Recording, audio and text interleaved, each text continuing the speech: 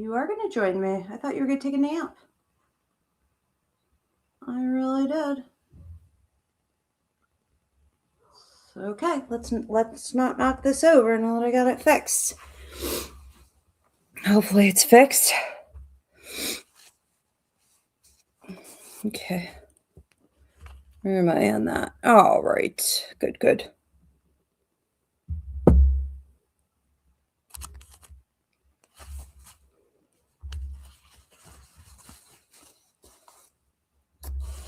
Need a bigger table.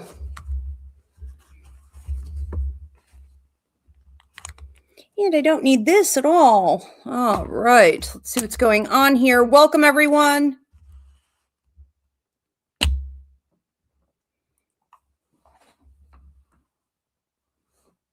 Where'd that go? Welcome, everyone, on, looks like TikTok is working. If you guys could give me a thumbs up, let me know that you can hear me and see me all right. That would be greatly appreciated. Welcome, everyone on Instagram. If anyone is, in fact, there on Instagram, it's always a little hit or miss. Let me know that you can hear me and see me all right. How's everybody doing? And welcome on YouTube at Ask Ivy the Medium. Same thing there. If you can hear me and see me all right, please let me know. Sorry, I'm running a couple minutes late. I woke up to oh,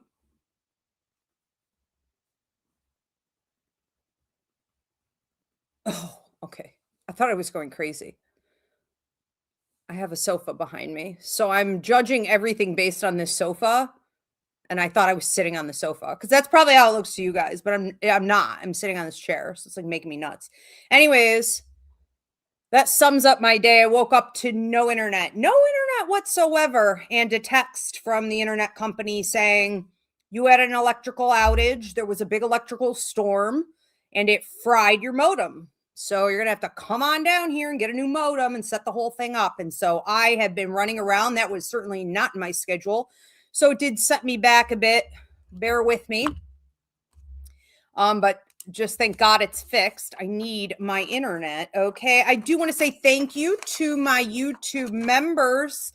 I just want to give a shout out to everybody here, but quick before I do that, just want to explain to you guys, thank you for the hearts on TikTok. This is all right. Thank you. And everything is working absolutely beautiful.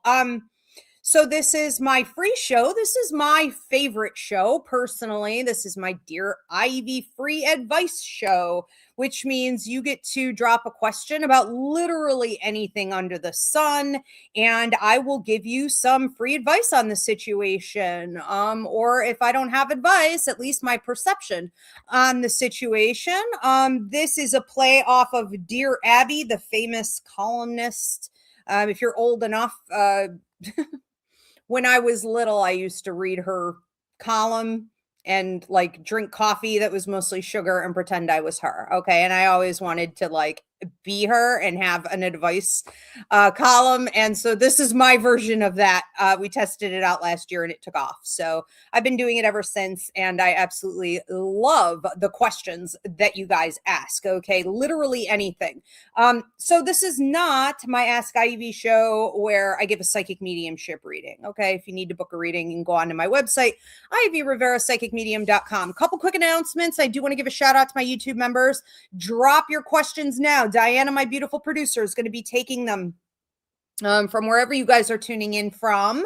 And you'll see them pop up on the screen here on YouTube.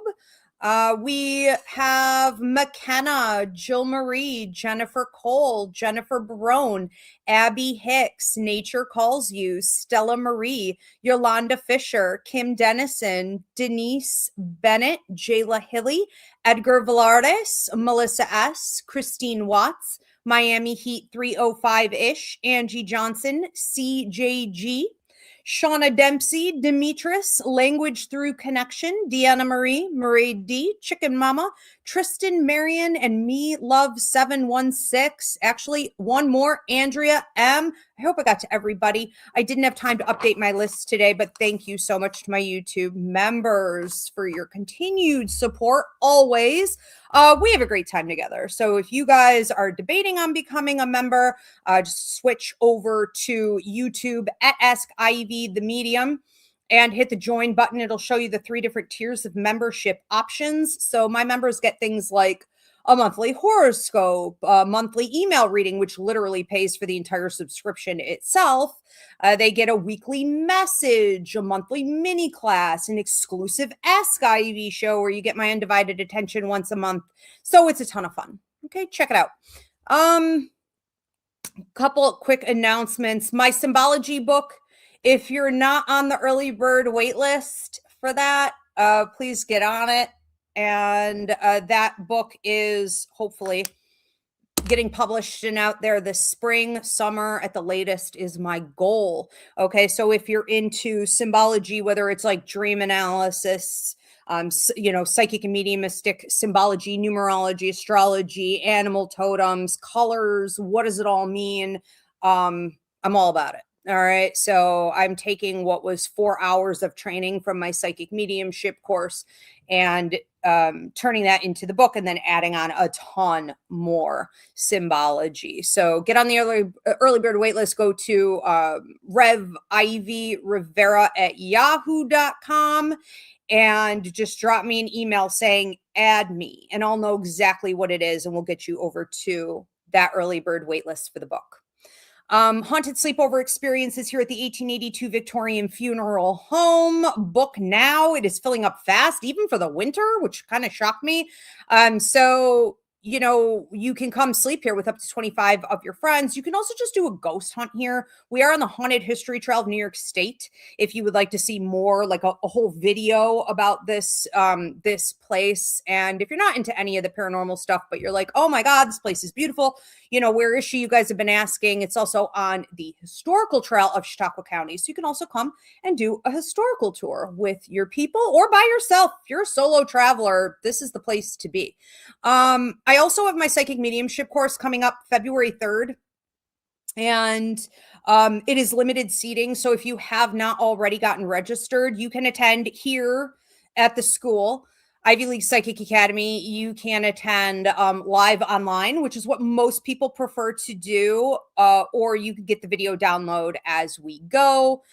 So the psychic mediumship course starts February 3rd. It is the only one I'm teaching in 2026 because, again, I have a lot of publishing I need to get on to and a couple other things. And for those of you who've been asking, well, when are you doing it in 2027? It's not scheduled, and I don't think I will be. All right. I've been doing this for 15 years, and as much as I love it, I do need to start making space for some other things. So this may very well be the last call on the psychic mediumship course in the traditional sense. If you want to try your hand at a free seat, go on to my website, ivyrivera.psychicmedium.com, to get into the psychic mediumship course for free. And that's also where you will register. Okay, we do have another test show coming up. I think 2 more actually after this. So if you guys could just mark your calendars right now. I forget, tonight is not actually a test show, but for those of you who have been following, I ran, I think 5. You guys have hugely supported them. It has been absolutely amazing, and I have added them to the 2026 show lineup. We are now in 2026 doing the Past Lives show, the Pet Readings show, What Blessings Are Coming Your Way, the Yes or No Question show, the Love and Relationships show, okay? And I think I'm forgetting one, but there are a couple more test shows coming up, and if they get huge support, interaction from you guys, I will add them to the 2026 show lineup. So that's going to be All Spirit Messages. That is Wednesday, the 14th. This is going to be a show exclusively designed around mediumship. So I'm going to be channeling angels, your spirit guides, your deceased loved ones, your deceased pets, your ancestors, anyone who comes through with a message for you, or if you have someone specific that you want to hear from, you'll also be able to direct it that way. All right, so mark your calendars. Again, that's the 14th. And I know there's another one, but also I'm doing the psychic mediumship course Q&A. So if you guys have questions about the psychic mediumship course, this live Q&A, I'll be taking your questions and explaining more about what the course entails over the 28 weeks. That's going to be on the 18th. Yep. Sunday the 18th. Okay, so tune in for that. All right, let's go ahead and get started here. Welcome, everyone. I'm a psychic medium, a Taino Arawak. My name is Ivy Rivera, and this is my Dear Ivy show, where I give you free advice on any topic under the sun. This is a play off of Dear Abby, the famous columnist, who I absolutely adored in the 80s. I remember making my fake little cup of coffee that was mostly sugar and reading her column and like pretending I was her. And we tested the show out last year and you guys ate it up. Okay, so I'm eating it up. I absolutely love this. This is a lot of fun for me to do as well. So drop your question, literally anything. You know, Dear Abby, the columnist, if you ever read it, she would get questions about like, my neighbor has a tree that's coming over onto my property and they refuse to clip the branches. And like, I've already been fighting with him. Like, how do I deal with it? Or people would ask like really personal questions about like their marriage or their love life, or they would complain about their in-laws, you know, or like, what do I do about this friend who I think is like not treating me right? I don't care what the question is. It's going to be fun. So go ahead and drop those now. This is free. Like I said, so we're going to size down on that font. We're going to go way down to smaller font so it's not covering my face the entire time. We were supposed to go back down. Are we able to get that down? So I'm going to let Diana try to figure that out. But wherever you guys are tuning in from, Diana, my beautiful producer, is going to be grabbing your questions. So this is TikTok tonight. This is Instagram. Okay, and then on YouTube. Are we not able to size down? It's going to be covering my face. I thought we had the smaller font on this. No, we can't. Okay, that's fine. So anyways, this will be like blocking me. Diana, so I'll read it off. And then as soon as I read it off, you can just take it down. Let's see. This question is from Bethany Renner.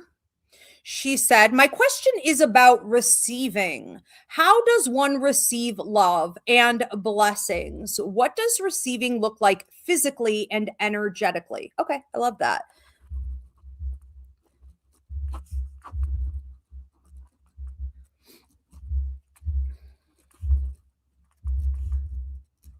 How do we receive?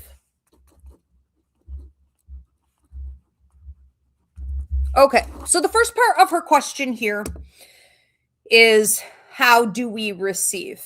And I think she said love and blessings. Okay, I think the first thing is to unblock.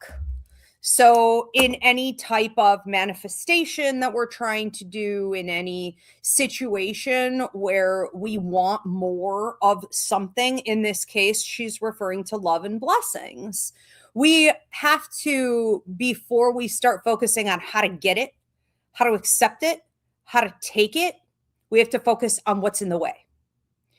And so this applies to all areas of life, really. So what is in the way? Now that's going to be different for everybody. So Bethany, you're going to have to look at where your blocks are. All right. How were you? Go back to the beginning. How was I raised up to block love? Where did I not receive love? Where was I told that asking for blessings is some type of a sin, you know, or I'm not eligible for that, or it's limited? Funnily enough, the meme that I posted today, every day I post one meme. I try. And today's meme was, sis, the universe is not on a budget. Ask for more. So I find it funny that this was your question. The first question, even. Now, what do I mean by that? Well, we were raised up to believe that everything was limited. If you were raised in the 60s, the 70s, the 80s, just up until just recently, have we even started to discuss the possibility?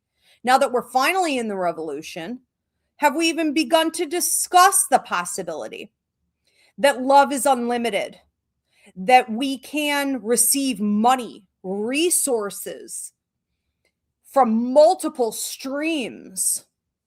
And all of that was perfectly designed to keep us down, to keep us part of the machine, whether it's stay in this religion that is a cult based on fear, whether it's feed capitalism, feed the machine, you should be terrified to lose your job. Whether it's the patriarchy or colonization that's limiting, all limiting beliefs, you were trained up in that. So you have to go back and you have to see. I would make a list of all the different ways you have been trained up to have limiting beliefs about things like love and blessings and abundance, because it's all connected, and how you adopted that and unfortunately started doing that to yourself. You now have inner dialogue that says, don't ask for that.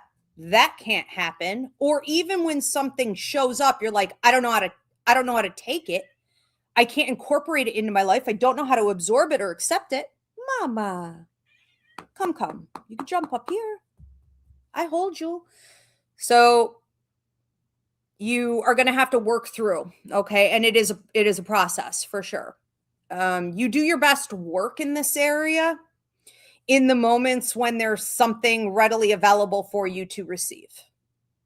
You do your best work in this area in the moments where you catch yourself talking down to yourself or showcasing through that inner dialogue that those limiting beliefs, and you catch it and you stop it and you replace it with the truth, which is that the universe is unlimited. Okay, you replace it with a vision of what you will receive. Not I hope, I wish, I pray, I want. That's all needy. That's all low level. That's all pacifistic, like waiting, if pacifistic is even a word, waiting on God or the universe or some outside source to give it to you. No. I'm claiming it. This is what I'm visualizing I am claiming. So you replace that negative thought with that other vision. Now, that is going to require that you be mindful. And for as long as something like this was put in your head, and for as long as you have been doing this to yourself, you have to understand that fixing that habit, that pattern of thinking, is going to take a while. Luckily, not as long as it took to get there, but a while. And the worst thing you could do at this point is to be impatient with yourself, aggressive with the process. Okay, it's good to come with an attitude of gratitude, counting your blessings, being in the energy of love, being in the energy of blessings and prosperity. So anytime you see it, whether you're watching someone else have it, it's happening to you, it's your cat comes over and is giving you love, like Esmeralda, who showed up right at that moment a second ago when we were at that part about change. You stay with that energy longer. Okay, so be in the energy of it. How does it feel to receive physically and energetically? It feels like everything else. It feels like literally everything else. There's nothing extraordinary about this other than you breaking out of the matrix, like you revolutionizing and moving into a place of truth versus what society taught you and religion taught you and your parents taught you, that poverty mentality, right? That's the only really incredible thing going on in this process. The way it feels physically and energetically, it feels like it feels when you haven't had ice cream for 2 weeks because you were on a diet. And then you let yourself have maybe not a whole tub, but maybe like a little gelato or an ice cream cone or a Ben and Jerry's, something small. And it like, that's how it feels. Almost like a high. Okay. It's how it feels when your third drink hits or those gummies kick in, or you haven't met someone romantically you've had chemistry with in a million years. and then you meet this person and it's like you're literally vibrating. And it's like, I forgot this existed. That's how it feels. Okay. And that's how it's designed to feel, because the universe wants you to feel love and blessings and feel good. All right. So, yeah, make it fun. Love it. Love it. Great question. Thank you. I really can't see even with the big font. There is something, I think I need to get to the eye doctor. I hate to admit it, but I'm going to be 47 in June. Oh, McKenna, 1998 says, I'm a Libra. Okay. So I spend a lot of time in my head with duality, and can be hot and cold also. How do I know what I need, especially when it comes to partners or people? I always feel like I make the wrong choice. Okay, was that the whole question? It got a little cut off. I think there's just an E missing. I don't think there was more to this. Duality. Can you pop that up one more time?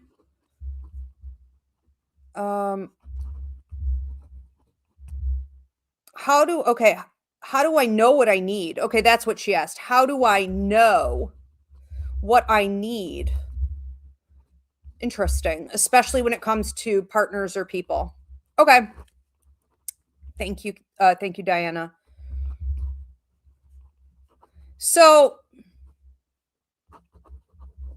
yeah. All right. So, the idea of, and I feel this is someone with a ton of Gemini placements in my chart, Sun, Moon, Rising, Venus, like on and on, right? That double-mindedness, because Gemini is the twins, very similar to Libra in the way that we behave, and we're both air signs. Libra being the scales. You're constantly looking at things from two different angles. It's like arguing with yourself. You have a thought and then you're like, yeah, but what about this? And it's like, how did this become a debate? You know what I mean? It's not even a big deal, but it's like we debate everything. We look from different angles on absolutely everything. And we really can't control that part. So we do see the biggest problems. For Geminis, for example, we have issues with procrastination. Just making a simple decision. Libras have this problem in relationships to others, the biggest. And that means that you can self-sacrifice who you really are, your authentic self, what you really need, where your boundary line should be set, if there's a boundary at all, to keep the peace, to stay connected. Thank you for the hearts on TikTok. To stay connected with others, to even keep the group in harmony. So you can feel the weight on your shoulders, like it's your responsibility to keep everything in working order. So start there. Understand that at the root of all of this, your biggest fear is probably that like things are going to fall apart, and that you feel almost like the parent over group dynamics. So whether that's you and someone else, it's just the two of you, a couple dynamic, or it's a whole group or an entire system. And you need to recognize when that's working against you.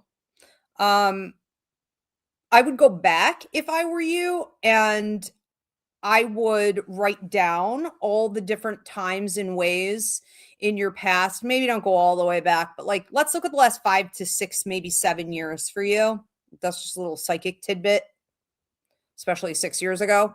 Let's look at that. What happened? How did that feel 5 years ago? Because you came out of that 6th year. Okay. What did that look like? What were the consequences of those choices that you made? And you have to recognize that, you're not a victim in any of this, and I love the way you asked this. You are taking responsibility. You are holding yourself accountable, but it was hard.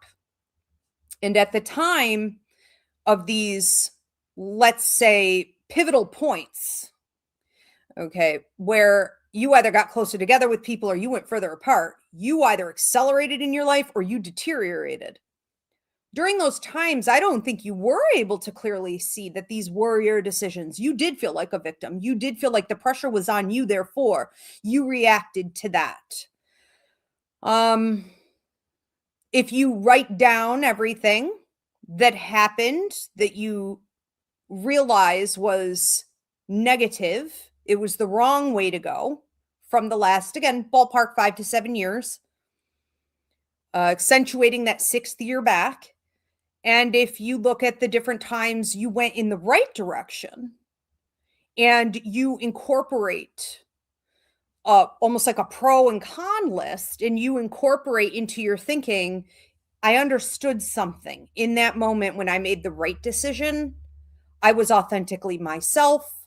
I included myself in the decision. I didn't exclude myself basing everything on the other person or the group. All right. Because that's when it implodes. Maybe you didn't make it all 100% about yourself, but you incorporated yourself. Right. So there was balance there. How can you do more of that in the future? Because that's really what's at the base of this, that sometimes you're making decisions and you're doing everything for them and you're forgetting all about your needs. The universe sees that as you being inauthentic and as you not taking responsibility. You have a responsibility to caretake over yourself. So you get what I call negative karmic kickback from the universe. That means that the universe removes its blessings from you as well as the hand of protection. So all areas of your life, not just whatever's going on between you and these people, all areas of your life, mental health, money, prosperity in other forms, travel. I mean, it could go on and on and on. Other relationships, everything starts to deteriorate and is negatively affected. So you're needing to realize, when did I give it all away? And when did I do it in a balanced way? It's me and them. And then make sure that you have a game plan going forward so that you don't do that again. This is reforming habits, which don't occur quickly, especially for us air types and us too in particular. I would say Pisces as well, right? The double, the fish. So you have to really retrain your brain to catch when you're about to do it again. And that would come through this alert system. And your question here being like, how do I know what I need? Well, when your body is reacting, okay, in such a way where you are feeling offense, you don't know to what, you're just feeling offensive. You're just feeling on edge. You're maybe agitated or you are depleted. Your energy drops and you're exhausted. You could also feel it like agitation, nervousness, anxiety. You could feel a desire to become isolated out of the blue. Like, I got to run. I have to leave. I must leave the situation now. I must leave the situation now. I must get, to my own personal space. You could have a terrible foreboding. This feeling like the other shoe is going to drop, but you don't know why. Just a terrible feeling like something bad is about to happen. But yeah, so those are some of the physical signs. A burning at the back of your neck going up into your head. Maybe even, this is a little extreme, but the left eye twitching, pain, like a stabbing pain in your stomach.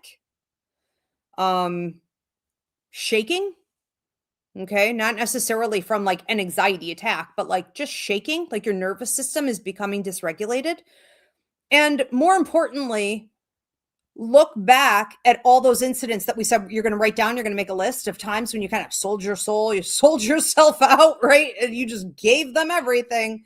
You forgot about yourself. Think back to the way you felt during that period of time. Bigger things than just the physical stuff, in that moment, but more like you were having chronic headaches. Were you having like chronic, almost like dry mouth, or you were becoming like dehydrated, your immune system dropped, were you getting physical ill? Did you have a lot of illnesses around that time while all of this was playing out? Did you stop remembering your dreams because you were stress dreaming so much trying to fix this at night that you started having nightmares, and then for a while you didn't remember your dreams at all? Okay, what happened to you specifically? Jot that down. Okay, you have to get familiar. And also, you're going to screw up. You're going to screw up in the future until you learn a new habit. So pay attention to the physical, mental, emotional, energetic cues during that time, and just make sure you go back and fix it. And watch also how sometimes you could feel detached from spirit. Like, where did spirit go? Why am I not hearing from my loved ones in spirit anymore? Like, why am I not getting signs and symbols? And I feel like everything's, dried up. I was feeling so spiritually connected for a while. It's this. They can't keep communicating with you when you aren't doing right by your own self. I call it the law of the light. They're not allowed. It would be like enabling you. Okay, so they pull back. Also, you could feel detached even from your own psychic ability, which has nothing to do with spirit, but you're like, why can I not connect to my third eye? Why am I not as psychic, as clairvoyant, and that's part of your dreams? Because when you don't choose yourself, you create a block. So you're also blocked that way, right? Just pay attention and write it all down. And I would also just say, and I'm going to move on from this because I feel like I'm going way over on this one, but I feel you truly on this. Because you could see things from both sides, and it can make you waver a bit and give more than what you should to people, or tolerate more than what you should from people, or in group dynamics like this. Just practice saying no. I'm not saying that you're afraid to say no. I don't feel like it's a massive problem for you, but I'm just saying that the more you practice saying no to all types of random things in life, the faster you're going to be next time this pops up, where you can, without hesitancy, just be like, no, or I'll think about it, or how about this answer? I'll let you know. If you're not 100% sure it's okay to do, I'll let you know. Go back and sit with it for a minute and come back with a no. Okay? You don't have to answer right away. Thank you so much for your question. That's a great question. All right, we're going to move on to Love and Beloved. Love and Beloved says, can you speak on maintaining your own resolve and sense of personal integrity while following your own inner truth when others try to persuade you to act against your heart and universal contracts? Okay, so how to maintain your own resolve and integrity when the world is against it. Well, who was this? Love and Beloved, I think. Okay. Yeah, be careful. Okay. First things first, don't get yourself invested in a bunch of contracts you shouldn't be, because it can become nearly impossible to pull this off. When you have, for example, gotten in like a government contract, okay, like marriage, and if your love partner is against your growth, doesn't want you to actually be you, they want you to be who they want you to be for them, you're locked in. Okay, so if it didn't start with a growth mentality, then it will increasingly get worse until you can't authentically be yourself. Okay, so that's just an example of a contract. I don't feel that problem here with you, but it's an example, a great example. Any other type of contracts, verbal, otherwise, where you've gotten yourself locked into a situation where you can't be authentic. The next thing that comes to mind is work, career, being within a specific field. Well, there's an etiquette. I think of the hardest, I've spoken on this before, period of time in my life, and I cried for 3 years. When I spent a decade getting my journalism degree, and then when I was working for, Investigative Post and Channel 2, and I had some great ins with the Buffalo News, and I had gotten scholarships, and I was fresh out of college, and it was looking good for me, real good. And they found out I did psychic mediumship for the public, and they gave me an ultimatum because they didn't want me, I don't know, looking like, I guess, a nut job, right? And I had to wrestle with whether or not I wanted to abandon $90,000 plus in student loan debt and the 10 years I had put into my journalism degree and all the great opportunities I had. And I had people, whether it was from the news station, it was from the newspaper, I had people backing me and fighting and defending me and telling them, you need to mind your own business. This is not a concern. Let her do her thing. Like, leave her alone. She's valuable enough to keep, whatever. And as much as I appreciated that, I knew I had to go, or I was going to be released anyways. And I was going to be black booked, for like, it was terrifying. And I left and I chose this. Okay. So we're talking 15 years ago almost now. The young readers who are out there now and the young readers who are here, and you have like no shame or embarrassment, no one's throwing stones at you, your life isn't falling apart, you have no idea how good you have it, okay? Those of us who pioneered this, it was absolutely brutal. Think of the witches who got burned at the stake. And seriously, love and beloved, you may have to look back into your past lives and see whether that was a storyline for you. Were you silenced by religious orders in your past lives? How was your throat chakra affected in your past lives? Because those of us who are reborn in this life to pioneer something, blaze a trail, right? We're here for the revolution.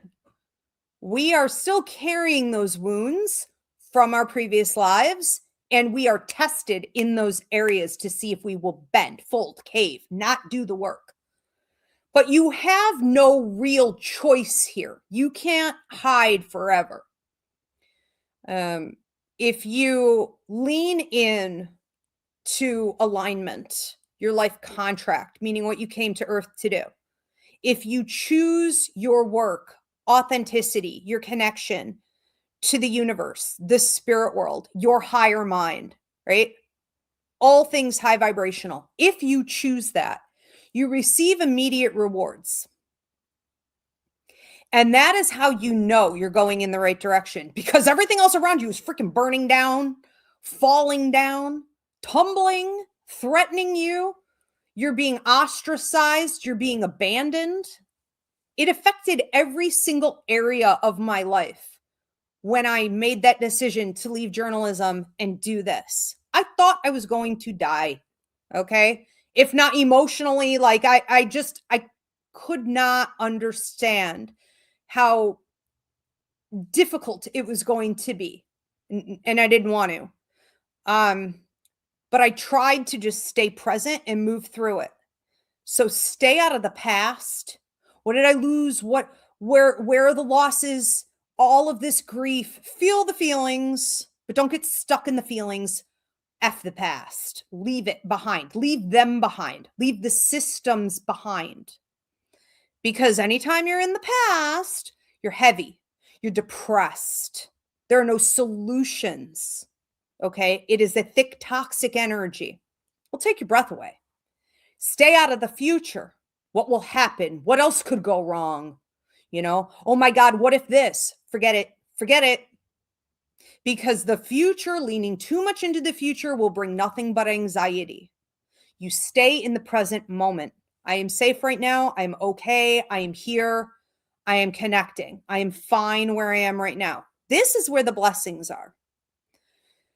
And you move through life in that way until the transition is over and you've gone from not being, in your integrity to fully living in that way. and receiving so many benefits, you would never consider going back, right? And that was my story too. The blessings that I received were ridiculous from doing this work. It blew up in 4 months. I was full time. I had an agent come to me who said, I've never seen anyone pull this off in less than 25 years. I cannot believe you pulled this off in 4 months. I mean, I was getting HBO was calling, TLC was calling. I mean, it blew up. I didn't even know what the hell I was doing. Okay. But I have stayed with it because I knew when I left journalism, this was my calling. Now, so was that, but this beat it out by far. And I knew that. So it's just a choice to understand that the likelihood of everything and everyone around you being against your work is very high. When we look at a life contract, meaning what you signed on to before you came to Earth, especially for those of us born right now during the revolution, the highest likelihood is that when you do what you're supposed to do, you keep your integrity. It is going to go against the grain. And that's happening for people in regards to their work. It's happening in regards to their faith. It's happening in regards to their relationships, their family dynamics. I mean, this is phenomenal to watch. I'm enjoying it, but it's painful. I feel bad too. I mean, I got my work behind me. So, you know what I mean? I know how painful that is, but you have to essentially not care and turn your emotions off. Just remember, you do control it. Accept them, feel them, process them. And when they're no longer of use, turn them off. Turn them off. Control your brain, control your emotions, control your actions. 1, 2, 3. Okay. And recognize also that those weren't your systems or your people. And that could be a hard pill to swallow. Maybe at one time you did belong there or with them, but not anymore. And you're clearing out the old so that the new can come in. So accept it. Every time the bus stops, somebody's got to get off. In order for a new door to open, another door has to close. Okay. So let them go, let it go. And as the new comes in, accept it and celebrate it. Yeah. Thank you for that question. I think a lot of people are going through that. Okay. And I would love to hear from you guys in the comments if that is something that you're struggling with also.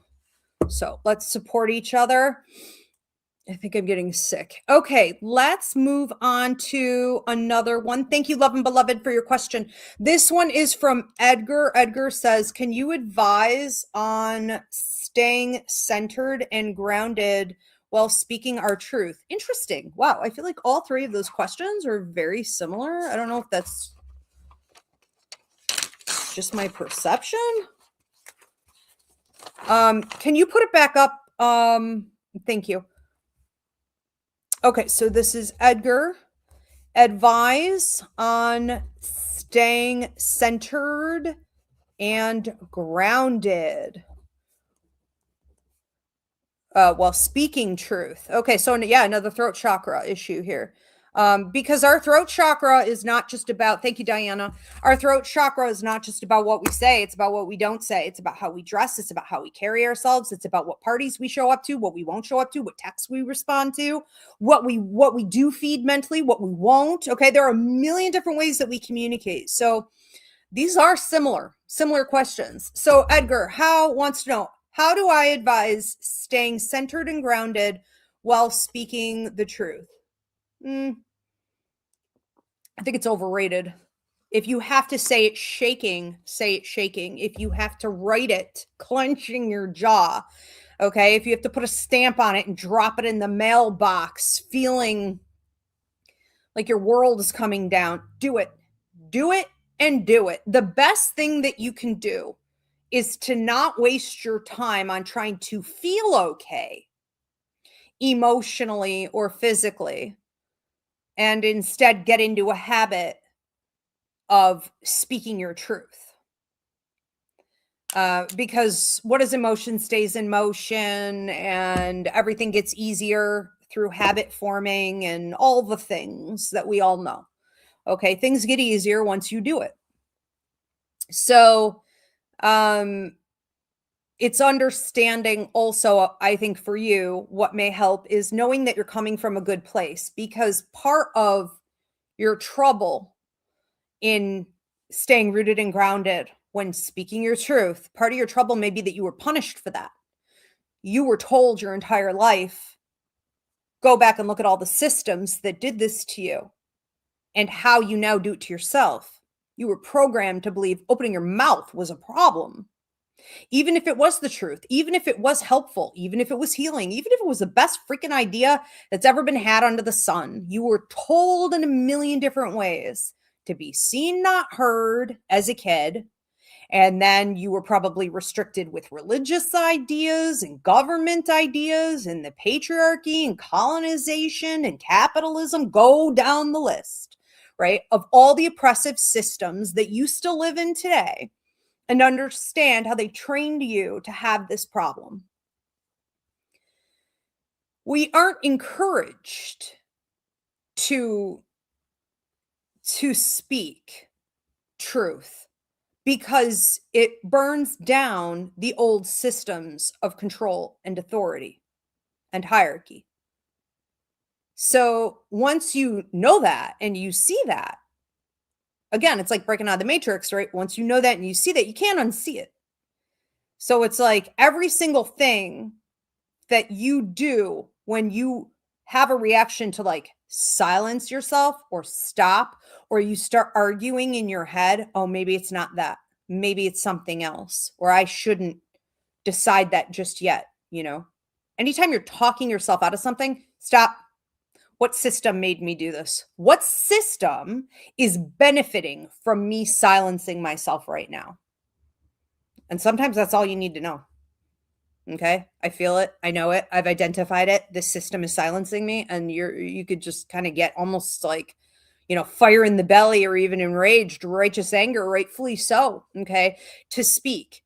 And that's not really grounding, right?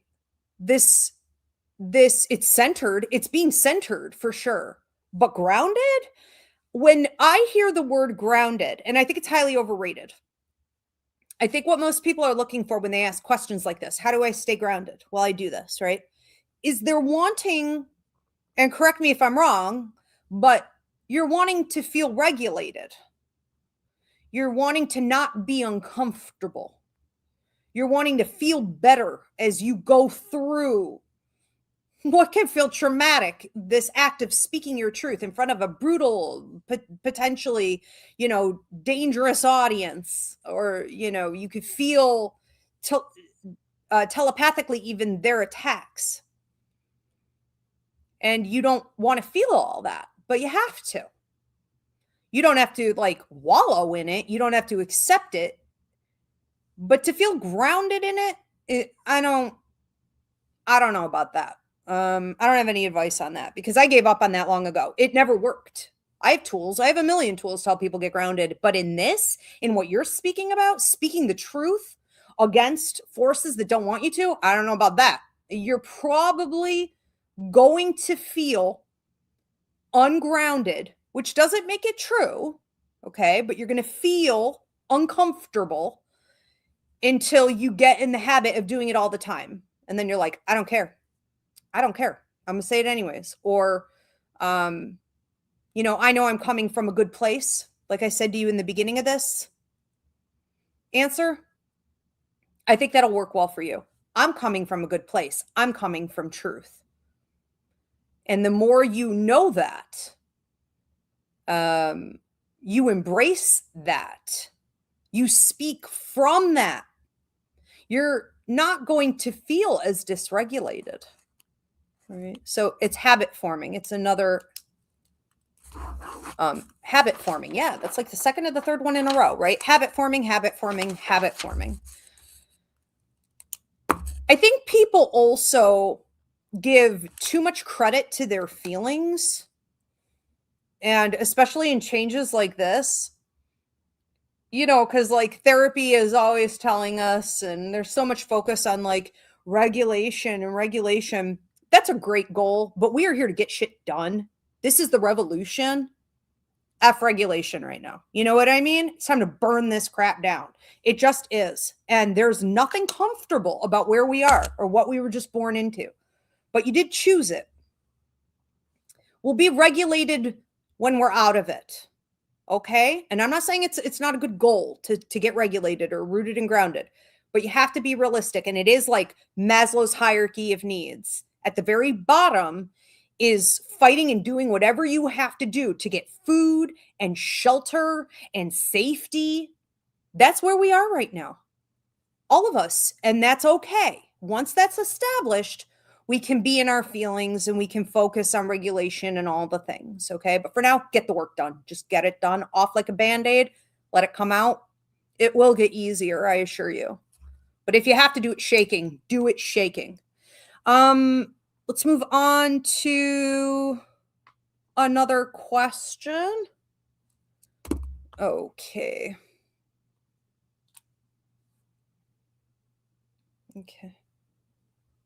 We're going to move on to Nature Calls You.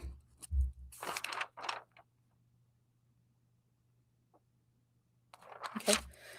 Nature Calls You asks, do you have any advice on how to quickly transition between normal life stuff to listening to spirit and back again? You do this masterfully and seamlessly, and I find it amazing. Thank you. Thank you, Nature Calls You. Leave that up for a second, Diana.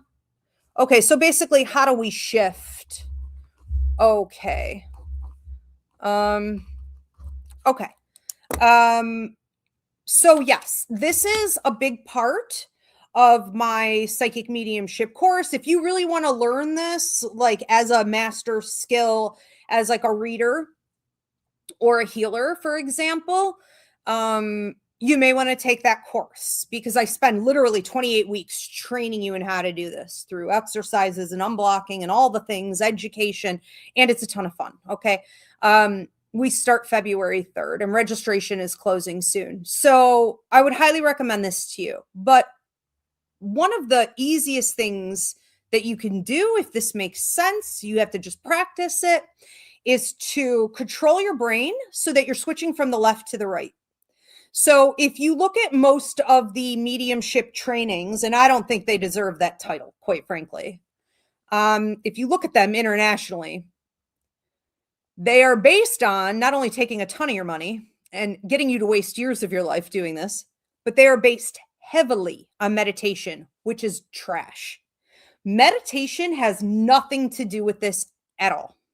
At all. We don't meditate in my course in the entire 28 weeks once. You don't ever meditate. It's not even homework. So get out of the mentality of all these old school pacifist trainings where they don't actually want to teach you how to do it or they don't know how. Leave it behind and just focus on this one thing to start. And that is that the left side of your brain, which you control where you go. You don't need a spirit to teach you or meditation or anything. Do it right now. You have the left side, the logical side of your brain, where you're always like solving problems and figuring things out and overthinking and, sorting through stuff, the life stuff that you were talking about, processing. And you have the right side of your brain, which is where creatives go, which is where intuition is, which is where mediumship is. This is why when my students come in for psychic mediumship, I will tell them toward the end of the course, now go pick up a guitar, sit down at the piano, get an organ, get the paints out, write a book, They end up, the last girl I had got a record deal for singing and performing. She didn't even know she could do it. I have people who end up painting. They become artists, picking up even like the guitar is a common one. I don't know why, but anyways, maybe they tried in the past and they were never good at it. They pick it up, but they could play by ear. Why is that? Because it's being in the flow state. And whether it's being an artist or automatic writing and you become an author, or you're a musician, or you're doing mediumship, or you're doing healing for other people, it's all channeling and it's all flow state. Left brain has nothing to do with it. Left brain is in the way. In this example, the left brain would be the block. So it's leave that and get disciplined enough to stay on the right side for as long as you can. Now, with my students, we start with 5 minutes and then we increase it to like 8, 10, 15. I get them up to 30. If they could do 30, they could do an hour. And if they could do an hour, they could do anything. Okay. They could do like a 2-hour gallery show. They could do 3 hours of readings. They could do readings back to back, like psychic fairs or parties. So you have to build up your stamina, because anything typically to begin with over 5 minutes will cause vomiting and dizziness. No, there's nothing wrong with you. You'll be fine. I used to be a personal trainer. I used to train up athletes, like professional athletes. And I got sort of a bit of a promotion the day I made my, he was a professional baseball player. I made him puke. Okay. Because I had like these, obstacle courses set up for them. They were like, how the hell did you do this? And he loved me. I mean, I got a big contract with him and everything, right? So like, it's like working out. When you push yourself up over that edge, okay, you're like, I'm going to die. You're not going to die. You may throw up. Okay. But you're probably not going to die unless you're super old. And I can't prescribe a diagnosis. I'm not telling anyone to go cause themselves to like have a stroke or anything. But like, you're probably not going to die. And this is anyone who's gone through significant weight loss, like 30 pounds or more, you know what this is. You have to get up and over that hump. And when you do that, you get a whole new burst of energy and stamina and clarity, and you could stay longer. So it's sort of like that point in your workout where you're like, oh my God, I'm going to die. And then you throw up and you can get right back into it. Or drinking. This is not a good example, but a lot of people do this purposefully. You know, you throw up so that you can drink more. It's all the same thing. So you can do more, but you have to incrementally increase how long you stay on the right side of your brain. Okay. So, you know, I tell my students that one of the perks of learning this is that they can typically, I used to say they can give 16 readings in a row, but they're up to 19, 20, 21. I think I had a girl this summer at a gig we did do like 24 in a row. The average reader maxes out at 6. At 6 readings, the average reader will start to get things wrong. And they start to get physically ill, or they're exhausted, or they're going numb. Their face is going numb. They're losing sight, vision, hearing. You know what I mean? They're going to throw up is basically what's going to happen. So you have to train your brain. And again, it has nothing to do with meditation or any of that cha-cha that they teach you. You have to train your brain to go from left to right. So lean in to creative things. Lean into the flow state. Lean into drumming or music or walking.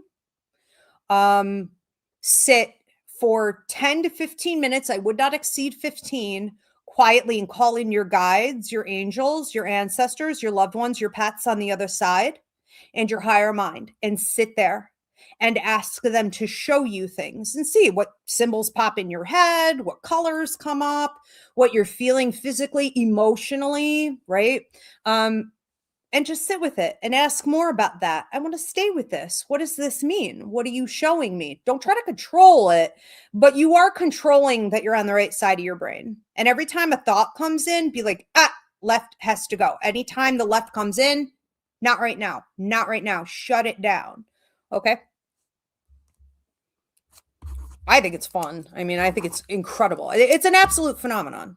Who knew we could just sit down and like be determined to give readings? Who knew? Everybody can. Everybody's designed to do it. Everyone. Let's move on to another one here. This is from Edgar. Edgar says, yes, it's difficult. Okay, so this is a response. Edgar's question was like 2 people ago, I think. He said, yes, it is difficult speaking my truth as a therapist, especially if the parents don't want to hear it, but I still will continue to try. Yeah. Well, and probably because you're in a field, you're in a work environment, you don't want to rock the boat. Again, when we talk about systems threatening you, but they're like invisible systems, your money's being threatened in that moment. your security, the roof over your head, your vehicle is being threatened, your resources, your safety and security are being threatened in that moment. It's not just that a parent doesn't want to hear you. It's that you've been trained up, okay, from birth due to capitalism to be submissive. What if a higher up were to come and say, "Oh, you did that, you did it wrong," or this isn't going to work here. I mean, even if it doesn't seem logical because you're doing the right thing, you're fearing it. You're fearing it. Easiest thing to do, look it in the eyes, break it down and expect it. Be prepared for it. All right. Thank you for that question, or thank you for that feedback. I'm going to fix TikTok real quick before it starts giving me, well, it's not, I'm not really, actually, I'm on the wrong side. Okay, I switched you guys. Let me just fix something here. Now, TikTok, I'm not going to lose you, but if I do, I'll go right back to the live.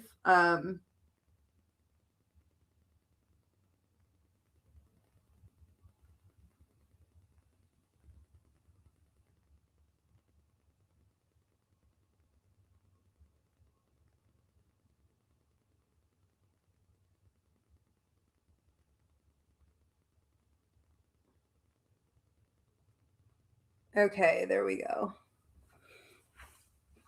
All right, let's see where we are. All right, what was I didn't see the next one. CJG. Are we good? I think we're good. We're fine. All right.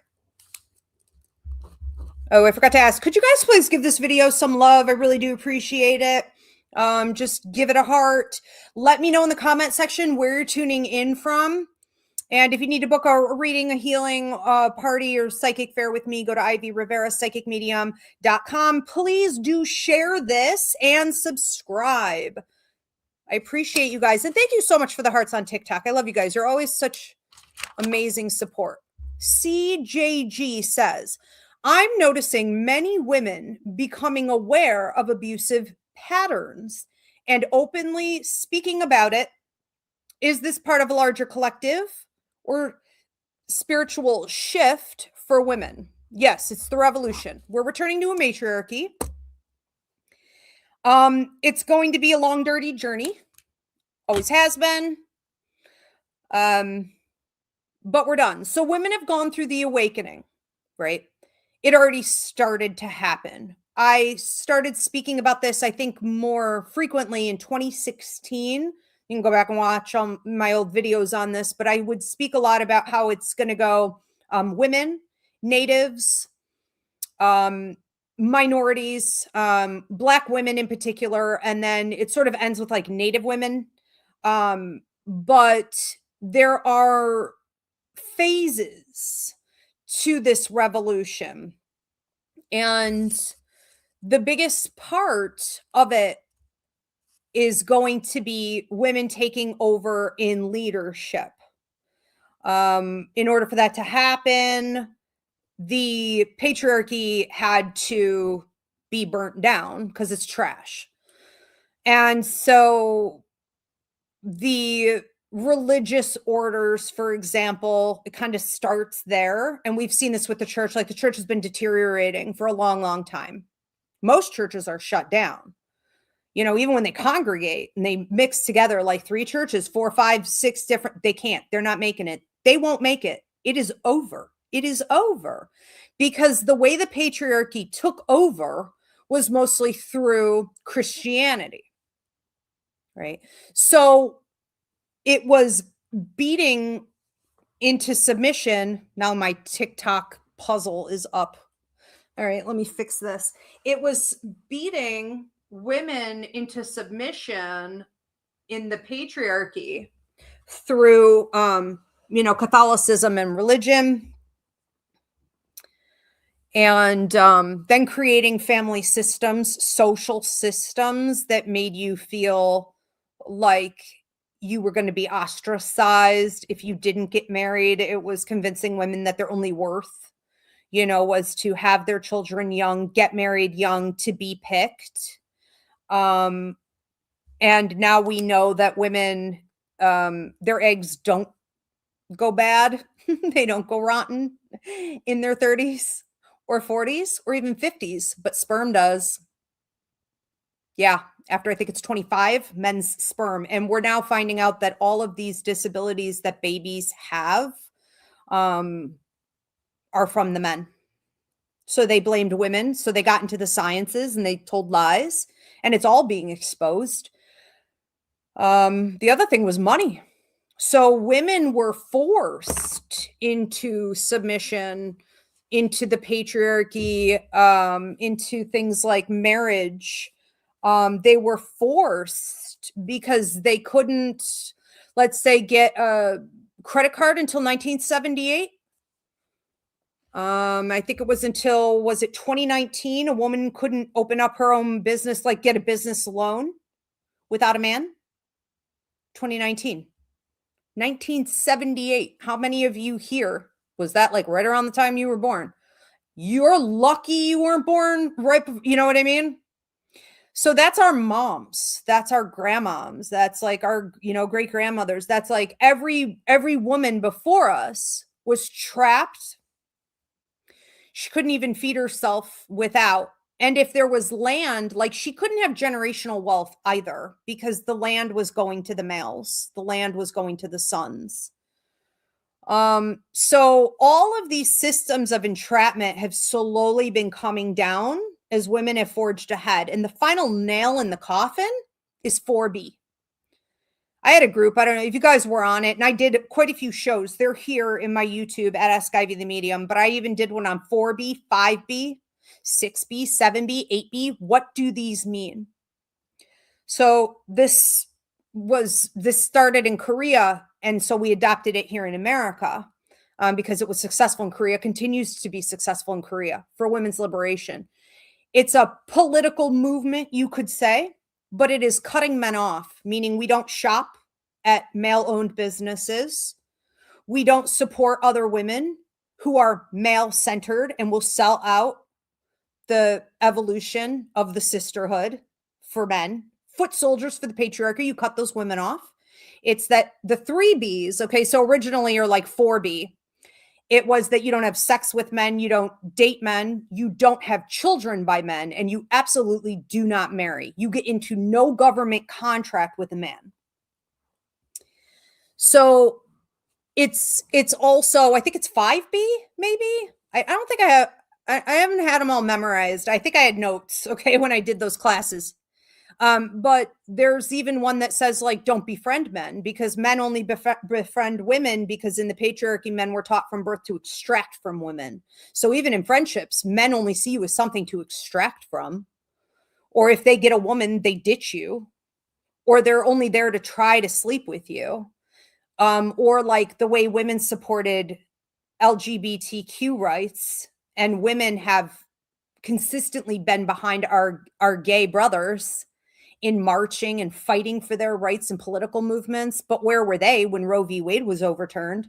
They didn't show up for us. They haven't shown up for us. Have you seen men marching for us? Nope. They dropped us. They have always dropped us, and we have to now behave like they will always drop us. So we cut them off. Okay. So that even goes down to male friendships, and even with your gay male friends, if they're not significantly supporting women's rights, even knowing it's all connected, even knowing that when women's rights are attacked, their rights are also being attacked because they're feminine energy. The hatred has been against feminine energy in general, not just women, anything feminine. We are in a place now where, because the men have been cut off, because it only takes, is it 13% of the population to do it? I don't remember the exact percentage, but we know from Korea, like how much it takes to work. Women exceeded that long ago. Like I would say probably 2 to 3 years ago, we exceeded it. I joined 4B. It was right after Roe v. Wade was overturned. I joined, and I haven't come out, nor do I plan to, not until the policies change. So what this means is essentially we're holding the line, And every 6 months or so, you see new research come out on whether it be the male loneliness epidemic or how men are falling behind or how dangerous this is, that men won't be able to reproduce and that their bloodlines are about to go out. And there's like all this, force women into dealing with them. And women are like, nope, less and less and less every day. So what we're seeing is that men are rapidly deteriorating financially, mentally, physically. They're offing themselves, all the things, because women are no longer doing the free labor. And as women take more responsibility for that, and we hold each other accountable more and more, and we continue to educate on the sisters who are like, I don't know, living under a rock, or choosing to be foot soldiers is how I see it. They're choosing to be foot soldiers for the patriarchy. The more we cut them off and we leave them with nothing but that poor male company that's using them, leave them. Okay. We are moving faster and faster toward the matriarchy. I would also say that, and I did a couple shows on this. You guys can go back. You put it into my YouTube in the search bar. But Pluto and Aquarius, this is the revolution. This was January of 2025. The revolution really activated. Thank you for the hearts on TikTok. That is where we saw things move at like 10 times the speed. I like to say it's 10 times the karmic delivery that it used to be. Everything's moving so fast. And we haven't seen this in 250 years. We're talking the French Revolution, the American Revolution, right? All of this planetary movement that's going on right now, supporting the revolution, is quick. So everything that we're doing as women is getting really fast, like, results and payout. And I think that's giving us the stamina, the endurance to be like, damn, this feels good. This is amazing. Look at the power we had, all along. And we did have it all along, but we had to come together. We had to collectively get on the same page, right? So thank you, 4B. Thanks to the Korean women. And I think American women have been pretty amazing in this, right? And for those foot soldiers who want to, we all know who they are, they want to hold us back. What they're going to be seeing is an extreme state of isolation. They've already got the immune systems deteriorating, the cancer, the mental health in the toilet. I mean, they've already got all that. They're going to start seeing extreme isolation, because I think even a lot of those sisters who are on the fence or who are waking up from the brainwashing are going to be ditching, even, in like 2027 more. 2028 is going to be real interesting with this. So yeah, we're moving toward the matriarchy. Love it. It's about time. I thought it would be a little bit more fun, but whatever. I think we're getting there. So stick with other women, build communities based on women, support other women in business, cut off anyone who's not for it. All right, we're going to move on to another one. This is Love and Beloved said, thank you for speaking truths, Ivy. Your answers are very helpful and open possibilities. You walk the walk. Thank you, Love and Beloved. I do walk the walk, 100%. I appreciate that. Wailari, I know, is Yolanda. Yolanda says, hello, Ivy. Any advice on overcoming survivor's remorse? Keep that up a second, Diana. Survivor's remorse. Overcoming financial distress. Oh, okay. There's a couple things in here. Financial distress, trauma, and any type of hardship. Okay, so here's her question in completion here. She says, any advice on overcoming survivor's remorse, financial distress, trauma, and any type of hardship? Okay, well, I mean, I'm not gonna have time to get into all of those because those are different approaches for sure. But let's start with your first. Probably this is the most important one to you, right? Survivor's remorse. I would say that, or a lot of people just call this like survivor's guilt, how to get past survivor's guilt. That one's tough because I see it more as grief. Excuse me. I see it more as grief. And so It's the type of grief that never leaves us. And we're not really allowed to examine that very much, okay, in our culture, because we're expected to grieve quickly when we deal with loss, whether it be like job loss, loss of a parent, it doesn't matter what. It's like, let's go, go, go again, because America is all about that capitalism, right? So we don't have time for grief. I know a lot of people who've lost their jobs when they had a parent they were caretaking who wasn't dying fast enough in hospice, right? Or a spouse or a child. Absolutely brutal. So we aren't only not grieving properly in this country, but we don't ever talk about the long-term effects. The way that grief for a lot of people never leaves. We simply pick up our baggage and we try to breathe every day and keep moving with it on. And maybe in time, some of it does get lighter.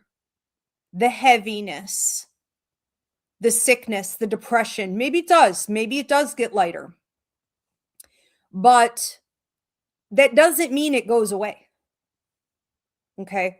Or you learn better tools to cope with it. Okay, that's awesome. But it can still be there, you know?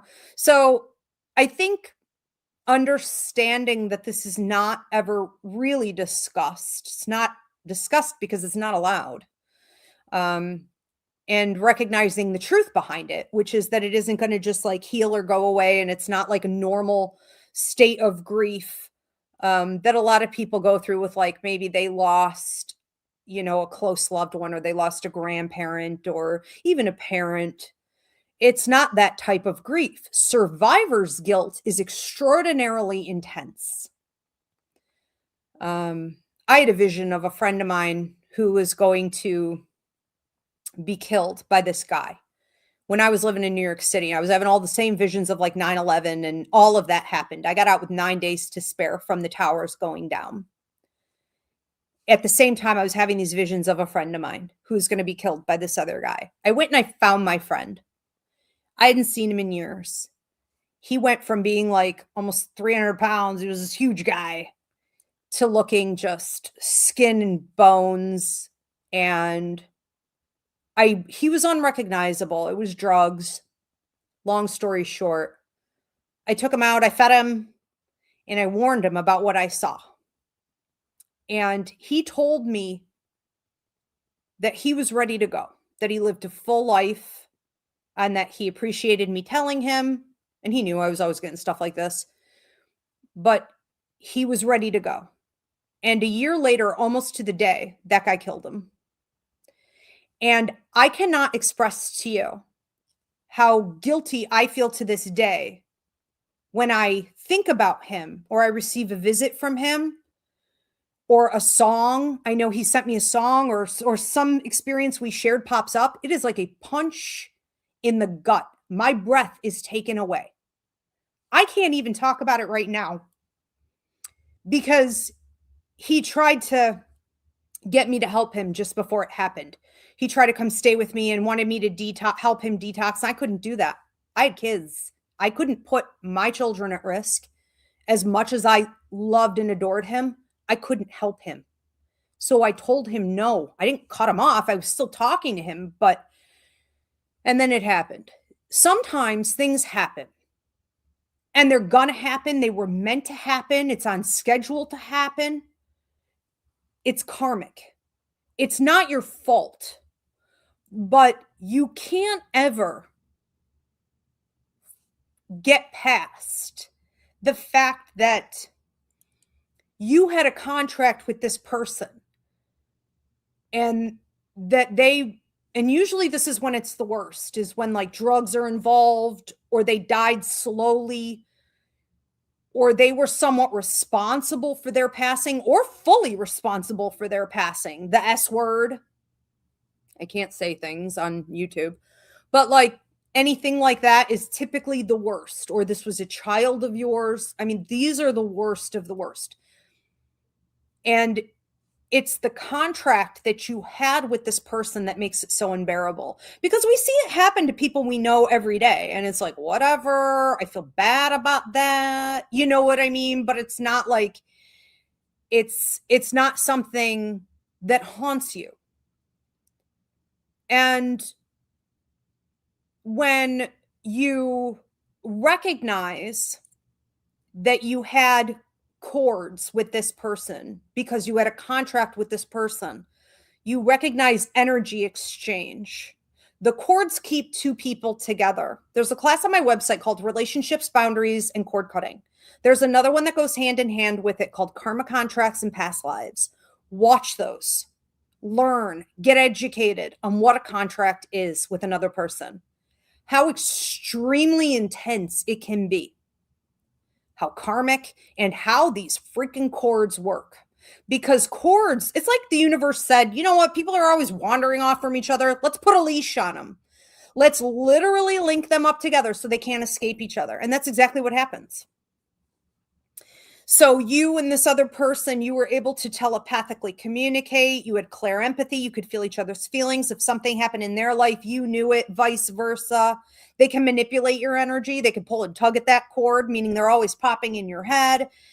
And it's like, it's involuntary. I mean, it's hard to control, hence cord cutting. They show up in your dreams all the time. They do astral travel to get to you, whether you want them there or not. Signs and symbols of them are popping up all around you all the time.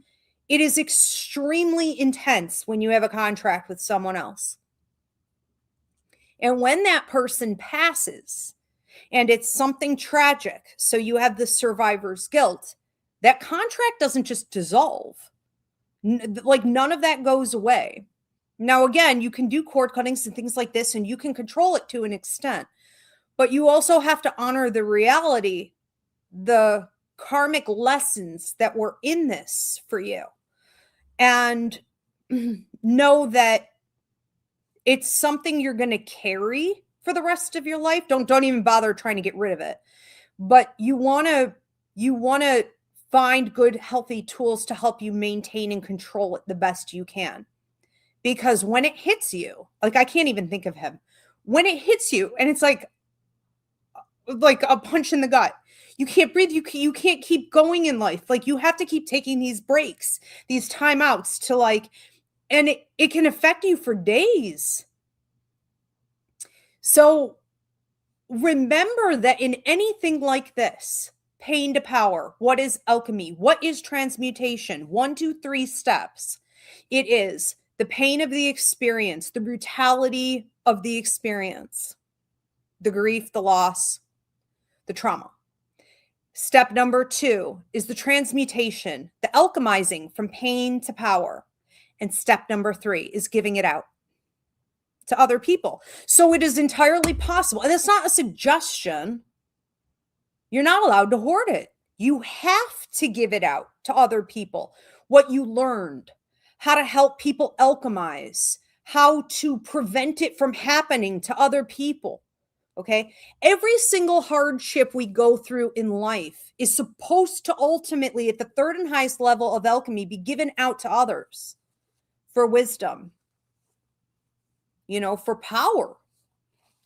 And most people never reach that point, because the minute they feel like they've got enough of their healing under control, they hoard it. And they go, well, I'm okay. I'm certainly not going to bring it up again. I'm not going to think about it any more than I have to. I don't want to go there. And we're not allowed to do that. Okay. This is why we have no progression as people. This is like the problem, right? In my opinion, because no one's sharing and understanding that every hardship you've ever had, whether you're born into a marginalized community or minority, you've had a lot of trauma, you were neglected or abused as a child, you've gone through drug addiction. I don't care. You have a disease. I mean, that's a big one. I don't care what it is. Okay. All of that within your life contract is meant for you to go out and teach and to give it out once you've gotten through the alchemy stage, or at least some of the alchemy stage. It's also where your money is, where your following is, right? Where your ministry is. This is where it's at. So this is why a bunch of people are unhappy and unfulfilled, because they're not working with what they've got. And you've already done the hard part probably, but you're just not giving it out. So also that I think helps with survivor's guilt, But when did this happen? Was this when my buddy died? So this was not right after the year after 9/11. How long has it been? And I still, struggle to, but am I talking about it? Yeah, with like mascara running down my face, but like still, you got to do it. You got to give it out in whatever way you're called to do it. And it makes it less so. At least I feel like there's more purpose. And humans just need that. We need to feel like we're making sense of things. Like something good maybe will come of this, Thank you. That's a really, really good question. As far as the money and the other stuff, I can't get to all that today, but this kind of applies, to anything. You can like just move that around to different circumstances. Anna Teresa 10. Okay, moving on to Anna Teresa 10. Advice for how to make new meaningful friendships. I love this. I have lovely friends already, but I do want to build new friendships that are more aligned with me at this stage in my life. Okay, and my right ear is ringing. So how to make new friends more in alignment. My stomach is growling because I'm fasting again. It seems like I say that all the time. It's because I do it every couple days. How to make new friends in alignment. Okay. Sorry, guys. That is very loud. So I did I don't know if it was a church sermon or if it was a free mini class. I don't know what it was, but you can search it on my YouTube at Ask Ivy, the meeting. It's called How to Make Friends, literally. Okay. I was super duper creative on that title. So it was just how to make friends. And I think it ran like an hour and a half even. I gave like all these literal, just broke it down into like, do this, do this, do this, do this. So for any of you who are struggling, or if you are in a situation like Anna, where it's like, I have lovely friends, but also, I'm changing, or like, we don't, think the same, or I'm evolving more spiritually, or whatever it is. Maybe you move to a new place, that's tough.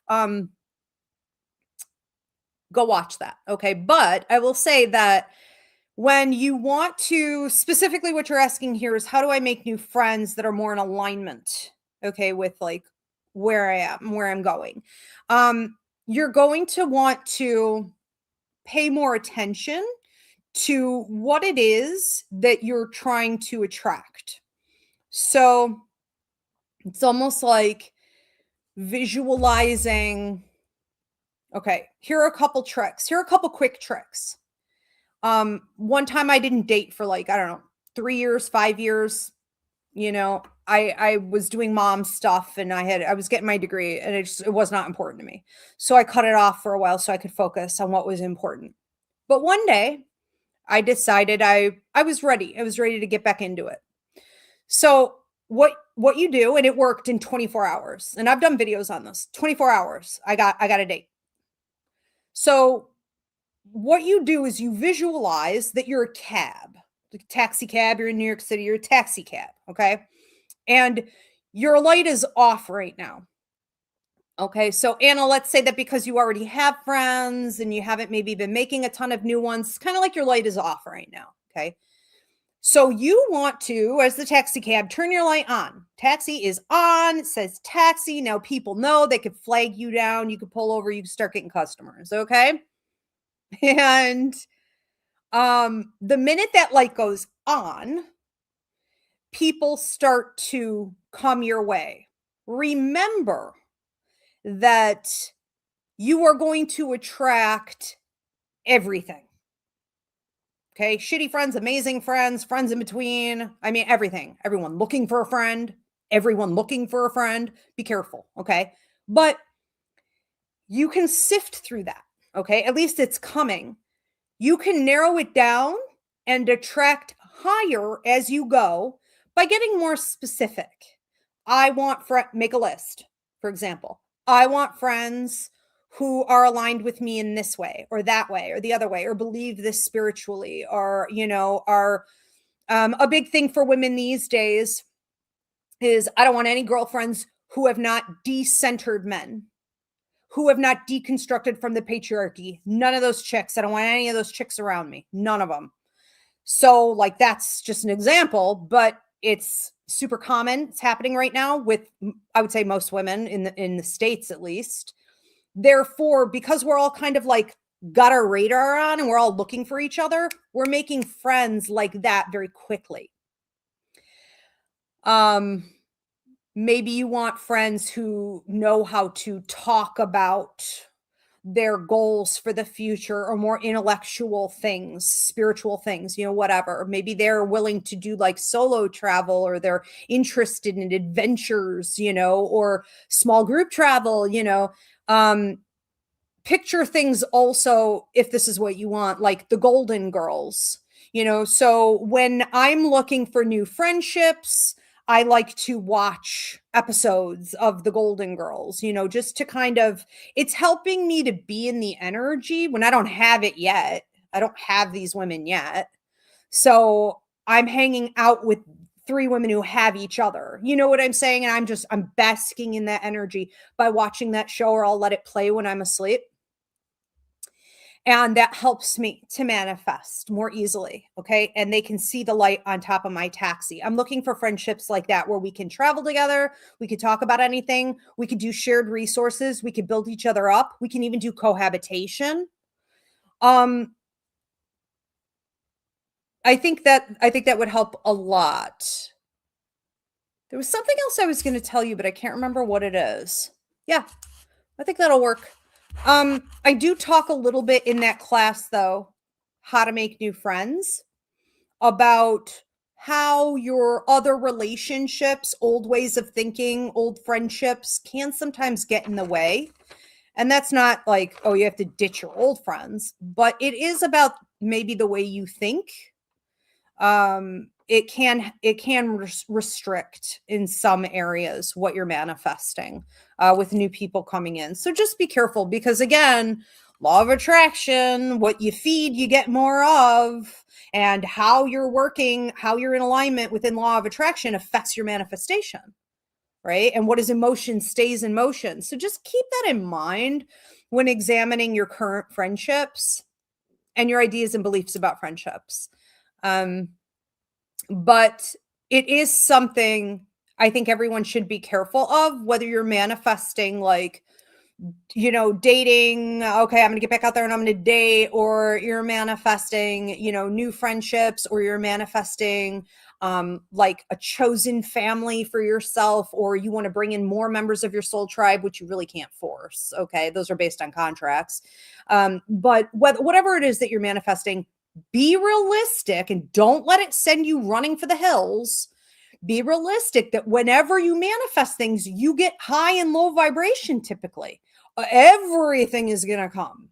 And you have to sift through that and be patient and really use your discernment. Boundaries, boundaries, boundaries. Okay. And we never want to rush a friendship. I talk about that a lot in the class, taking it slow. All right, we're going to move on to another one. This is from Josie C. 6772. Josie says, "Hi, Ivy. Hi, Josie. Happy New Year. Happy New Year.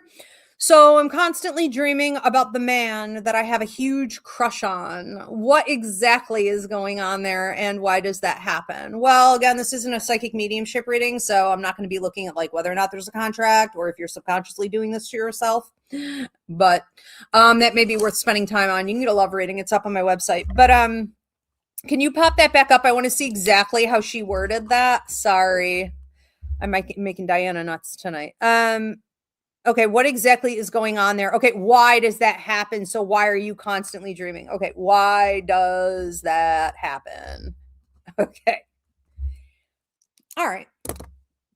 Thank you, Diana. So a couple different things. I have a dreams class up on the website, okay? I talk about subconscious dreaming. Subconscious dreaming is where you manipulate a fantasy or a scenario, even a visitation with a deceased loved one, and you tell yourself that you're getting together with this person and you're playing out these storylines, okay, to fulfill whatever need it is that you have. Or if it's like you want to rewrite the ending, you don't like the way something ended with someone, or to try to control things a little bit more because you feel out of control, okay? And you are. Whenever you're dealing with another human being, you are out of control. You can control your end, but you can't, force them into anything. So it could be some of that. Now, the other reason this can happen, and I talk about this in the relationships, boundaries, and cord cutting class, is that you have a contract with this person. And that contract means that you have work to do with this person. There are 3 different types of contracts. Twin flames are bullshit. Never, ever fall for that crap. Okay. That's a way to make women think that they're half of a whole and to keep them chasing after abusive and neglectful male partners, typically. And readers make a ton of money off of this. Run. So it's not even a real thing. My entire life doing this type of work, I never heard of it until a few years ago when people started making money off of it. Never heard of it. It doesn't exist in numerology, astrology. It doesn't exist. It doesn't exist. Okay.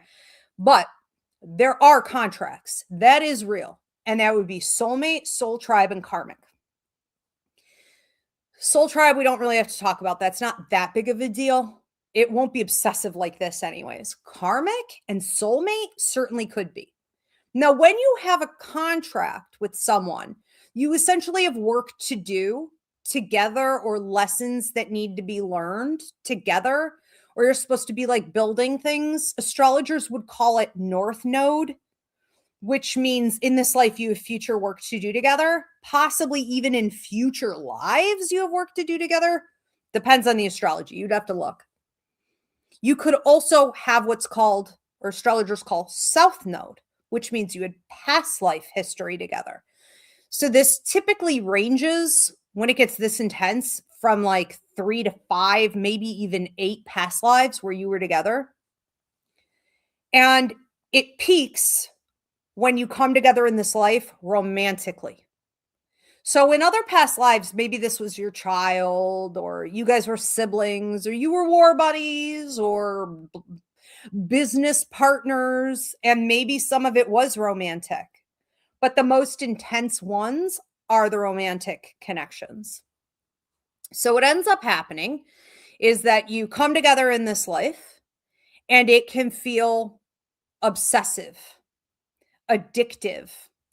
The cords are keeping you connected so that you are pulling and tugging at the other person's energy voluntarily and involuntarily. They're pulling and tugging at you voluntarily and involuntarily. They show up in your dreams, so they manipulate your sleep state. You work together also in your dreams. You can show up in their dreams. Signs and symbols of this person show up all around you. Their name may come up all the time. It's freakish. Until you think you're crazy, until you think you're going crazy. And it's like you're being haunted. It's like you're being haunted by this other person. Now, if you were to get together and then you were to ever, like, for example, need to take a break, or you were to fully break up or whatever, the body goes through a withdrawal, like it's withdrawing from a drug. And this is for both karmic and soulmate connections, if they're romantic. And so you would see like a drop in body temperature, shaking, flu-like symptoms. Basically, people who have a contract, like, don't go very far, right? Which is how the universe designed it. So they typically get back together again over and over and over and over and over again. And even if they don't, they're haunted by the other person for the rest of their life. Hence cord cutting. It helps take the edge off a bit. Now, the universe does not support you being involved in a toxic relationship whatsoever. And karmic relationships are debt owed. So you're not supposed to heavily get involved in that. So you want to be careful. Because if it's karmic, it's get in to learn the lessons or get the debt that's due you, but don't stay there. I say get in and get out. Get in and get out. but it will be as intense as a soulmate connection. Soulmate connection is a work contract, meaning the two of you came together to like build stuff and do stuff and heal stuff, and it's more supportive. It tends to feel more like a friendship. But upon meeting this person, regardless, you would have felt like you had known them forever. You would have felt incredibly familiar, as in comfortable. If you are noticing sparks sexually, wait until you get together with them. It is the most intense SE you will probably ever have in your life. Okay. And it doesn't take any effort. It's unbelievable. Okay. It's ridiculous. It's like you're just standing next to this person. It's almost orgasmic. It's ridiculous. There are moments where you're having flashbacks to previous lives where you were together. And you can usually share that information. Like, I had this dream, about like us in a past life. Of course, you don't look like you look like you did in a past life. They would often have the same identical dreams. Okay. Which goes to show you like what you're supposed to be picking up from or continuously working on. Maybe like you have some unfinished business from that life. And so it gives you a real like vantage point into like why we're together again in this life. You know what I mean? How can you use that information? So both of you are having past life flashbacks, past life dreams. You're hearing more from your Akashic record guide who holds your past life information. Da da da da da. Okay? That's why it happens. Or you're making it up. You're just like really into this person, and it could be like chemistry. Just chemistry can do that. But I think there could be something bigger here. If you notice you do it with a lot of people, it's probably just you, though. Love that. Love that question. I would love to hear from people in the comments. Like, when did you have this with someone? Right? Because it doesn't have to be someone you married or that it even worked out. Most soulmate connections won't work out. And karmic connections, if you stayed too long, they ended up being a horrible idea. But I would love to hear from you guys when you had that level of addiction to that other person, that level of synergy. It was ridiculous and haunting. And like, with who, when, how did you handle it? Like, what went on? What's the storyline there? Let's move on to another one.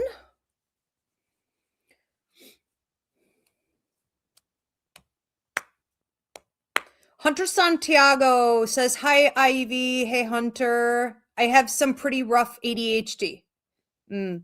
How can I better advocate for myself with my doctor for treatment, assuming it's not due to being an empath? Okay. So Hunter, advocacy with doctor for ADHD, and is it connected to empathic ability? Okay, well, let's go backward.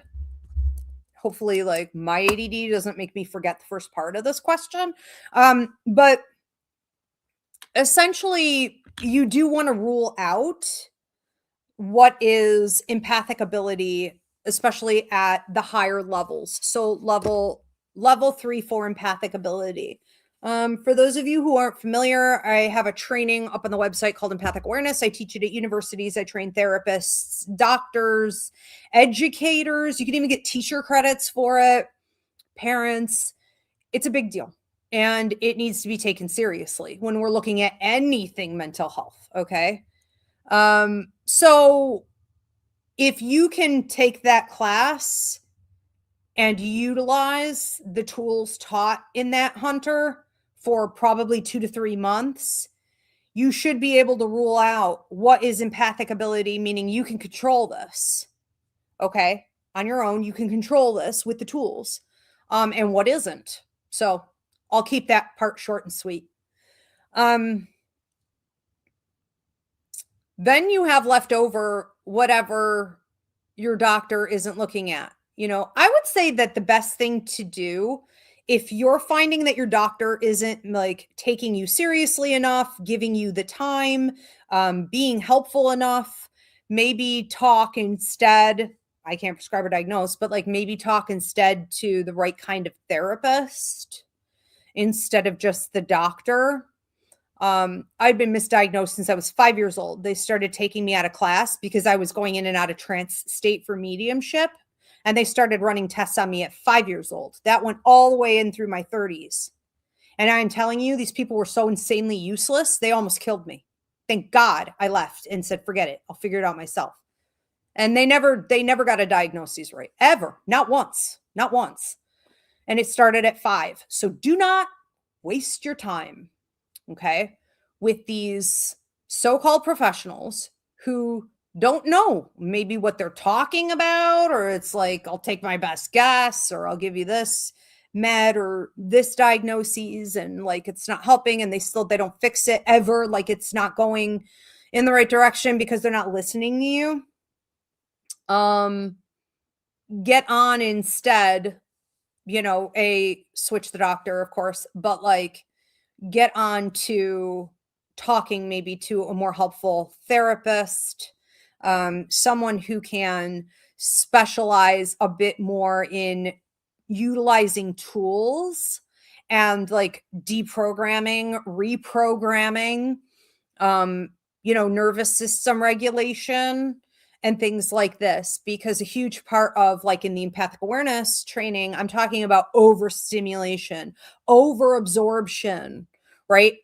This is an opportunity for you to find a better route, several better routes than just beating your head up against a wall. And I would say just don't be very patient with it. From someone who wasted, you know what I mean, 30 plus years on these random doctors who just insisted they were figuring it out. They'll be the one to figure it out. No. If you have seen a red flag, let the first red flag be the last red flag. Okay. Switch to someone else. I wouldn't spend a ton of time there. They also don't really know enough. And we know this for a fact. They just don't know enough, and they're not inclined to figure it out. They're much better at just using big pharma and like prescribing something than they are at actually doing the research and investigating and trying to give more helpful tools. So it could be designed systematically to force you into the position you're in, right? And to constantly have to look at like, how do I advocate better and better and better for myself? Like, why isn't this working? Maybe it's by design. Okay. So just be realistic with that too.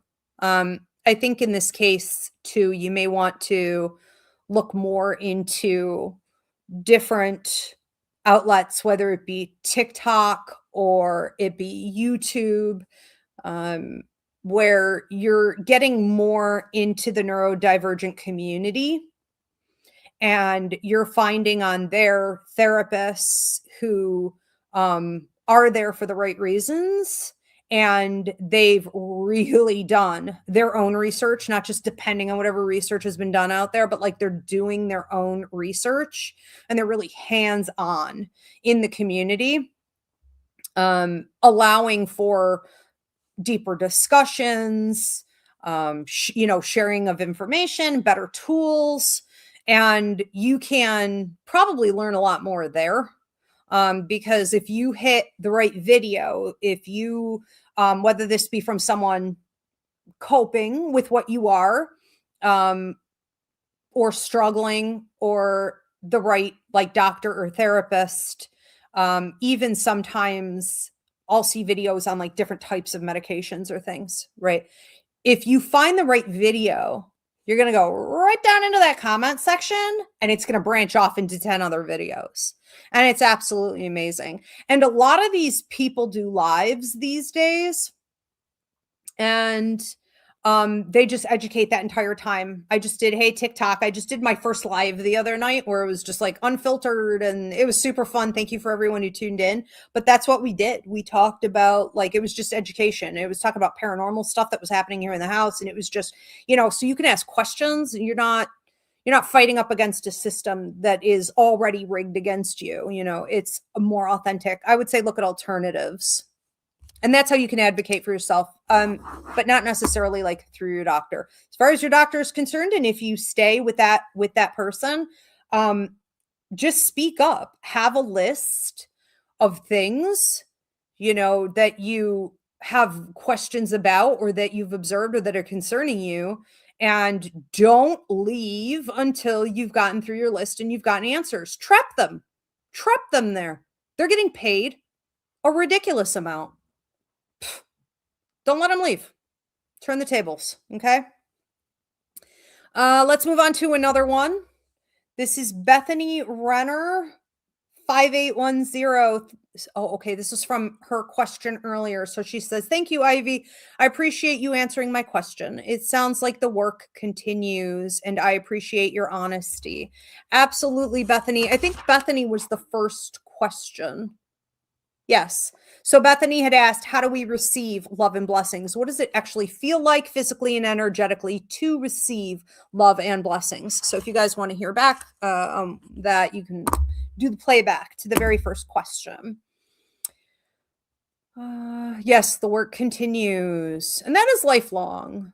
And I think it will be for most of us because we were born into programming that stripped us of that. So that's just our lot in life, But it does get easier. We get faster and better at it. Jennifer Standish, 5047, said, "My cats aren't getting along and I don't know what to do. Onyx, my black cat, is suffering from biting her back, no fleas, and is spooked easily. I wish I could help her." Okay, so we will have the pet readings show added to the 2026 show lineup coming up here soon. You can also book a pet reading with me anytime if you want to look at this more in depth. Okay, but let me give you some basic info here. So Onyx, oh, was there a part 2? Can you go back, Diana? Onyx is the black cat. Okay, biting back, no fleas. Let's start this over and then I'm just gonna read the whole thing. Ready? And then you pop up the second half when I'm done with this. "My cats aren't getting along and I don't know what to do. Onyx, my black cat, is suffering from biting her own back. She does not have fleas. She's spooked easily. I wish I could help her. And there's so much uncertainty in my life. I can't seem to get my head on straight, like ADD." Okay. So let's go backward. Your uncertainty in life, which is clearly causing you stress, and it feels like ADD-like symptoms, you say, is something your cats are absorbing. So I call it the healing triad. We have angels at the top of the healing triad. Angels are entities in the universe responsible for healing everyone. Then on Earth, we have at the bottom of the triad, 2 corners here, humans, in particular empaths, and animals. So animals and humans work together. So animals come to humans to take disease, okay, to extract stress and illness. And unfortunately, they take it into themselves when they do this. Some animals will literally take their humans like cancerous condition and then excrete it.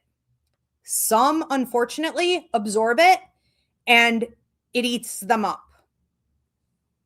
So one of the tools you can give your animals, and this goes for everyone, is to have a lot of access to the outside, to grass, to trees, to earthing, allowing them to have a ton of movement and exercise and fresh air and all the things.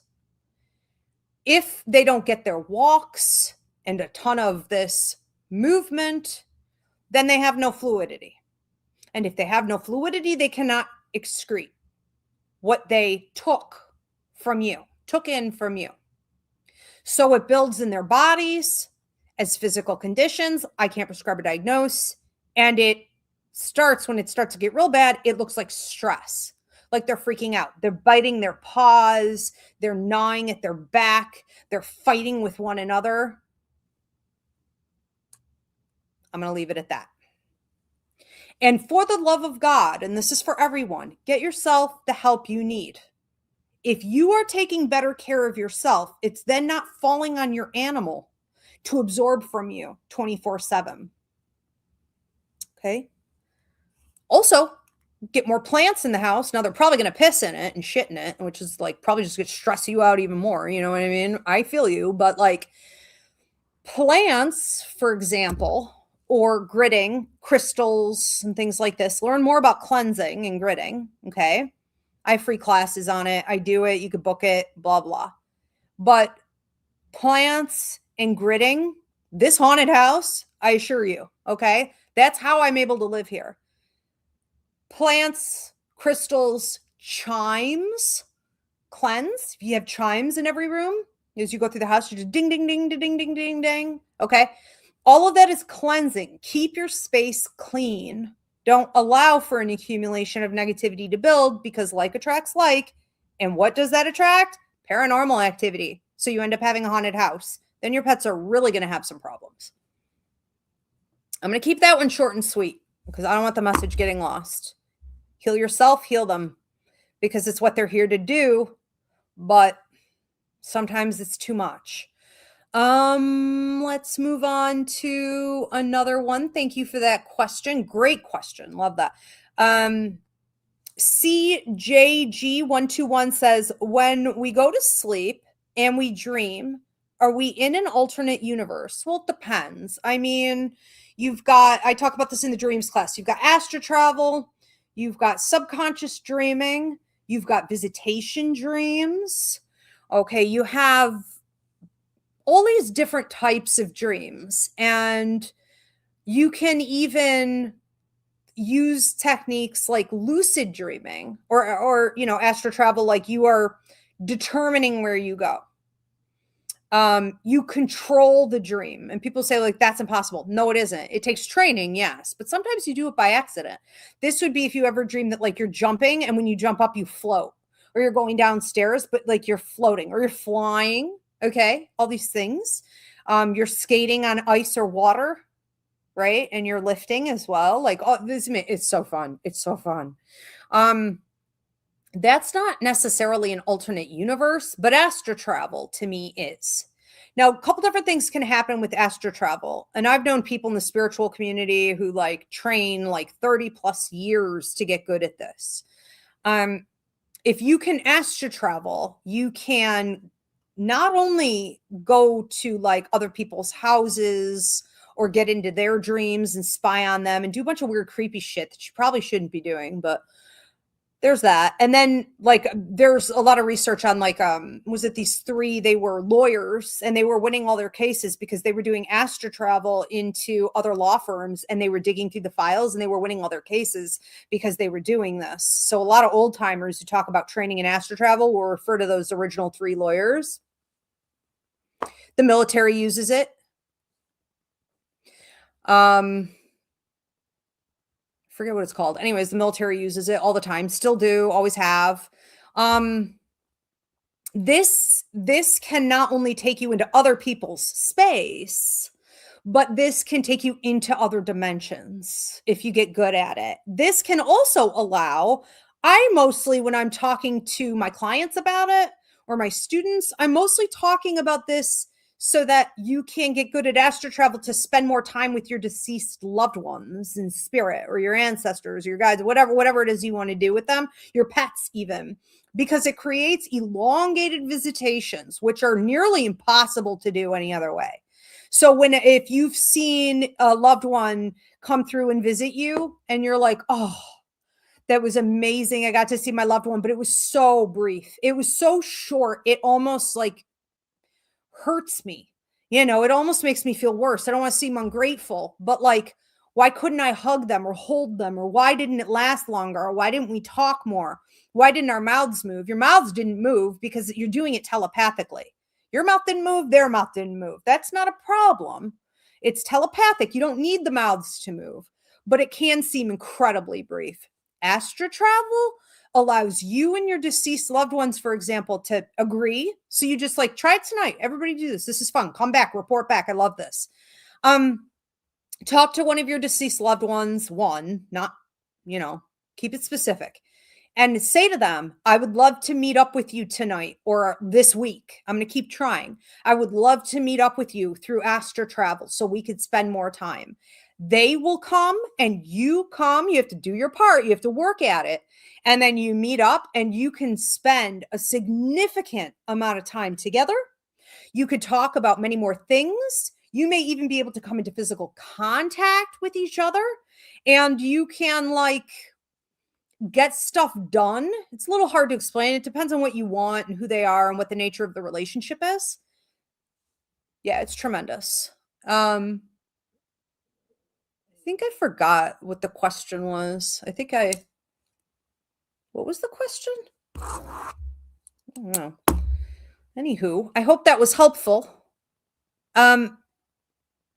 So insightful. Thank you from Natam777. You are very welcome. Thank you for being here.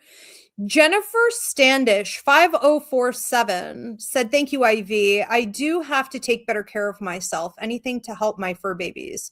Yes. The better we take care of ourselves, the less animals we will attract and the better our current animals will feel.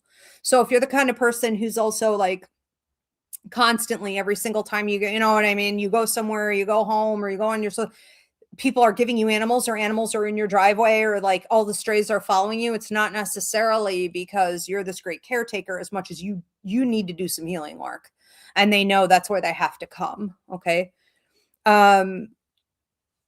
It's the other way around with animals. We think we're giving to them and they're actually giving to us. They're actually keeping us alive. Yeah. It's a big deal.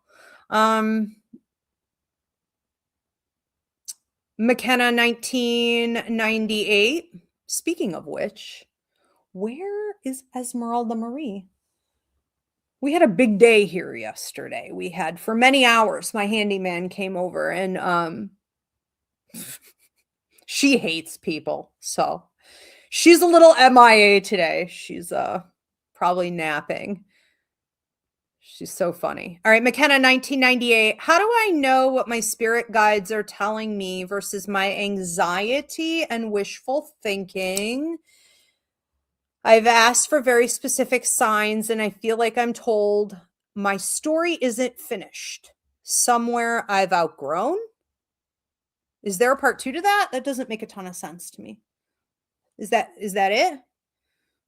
All right. Let me just write down the first part. Okay. How do I know what is my spirit guides versus my anxiety and wishful thinking? All right. Well, I have a class called Meet Your Guides, plug. I am reteaching it. It's part of the psychic mediumship course, but the public will be invited in February or March. I'm not actually sure. I'll be announcing it. So follow, okay? But it's up, video download on the website. Meet Your Guides breaks down the 5 guides appointed to you, how to better communicate with each one of them individually because they're all different. So this isn't going to be a quick answer today, okay? It's a 2-hour training. And this is the way I explain this to my psychic mediumship students who are always asking this question in regards to their intuition. How do I know when it's my intuition for real or it's me? It's my ego, which is fear, manipulation, or control. It's my anxiety. It's my fear telling me that, something is true to protect myself in particular. Possibly because it happened to you in the past. This also wishful thinking, as you're calling it, wishful thinking. My students often say, how do I know when it's my intuition versus my imagination? These are all the same type of questions. And what happens with this is that you are having to learn the language.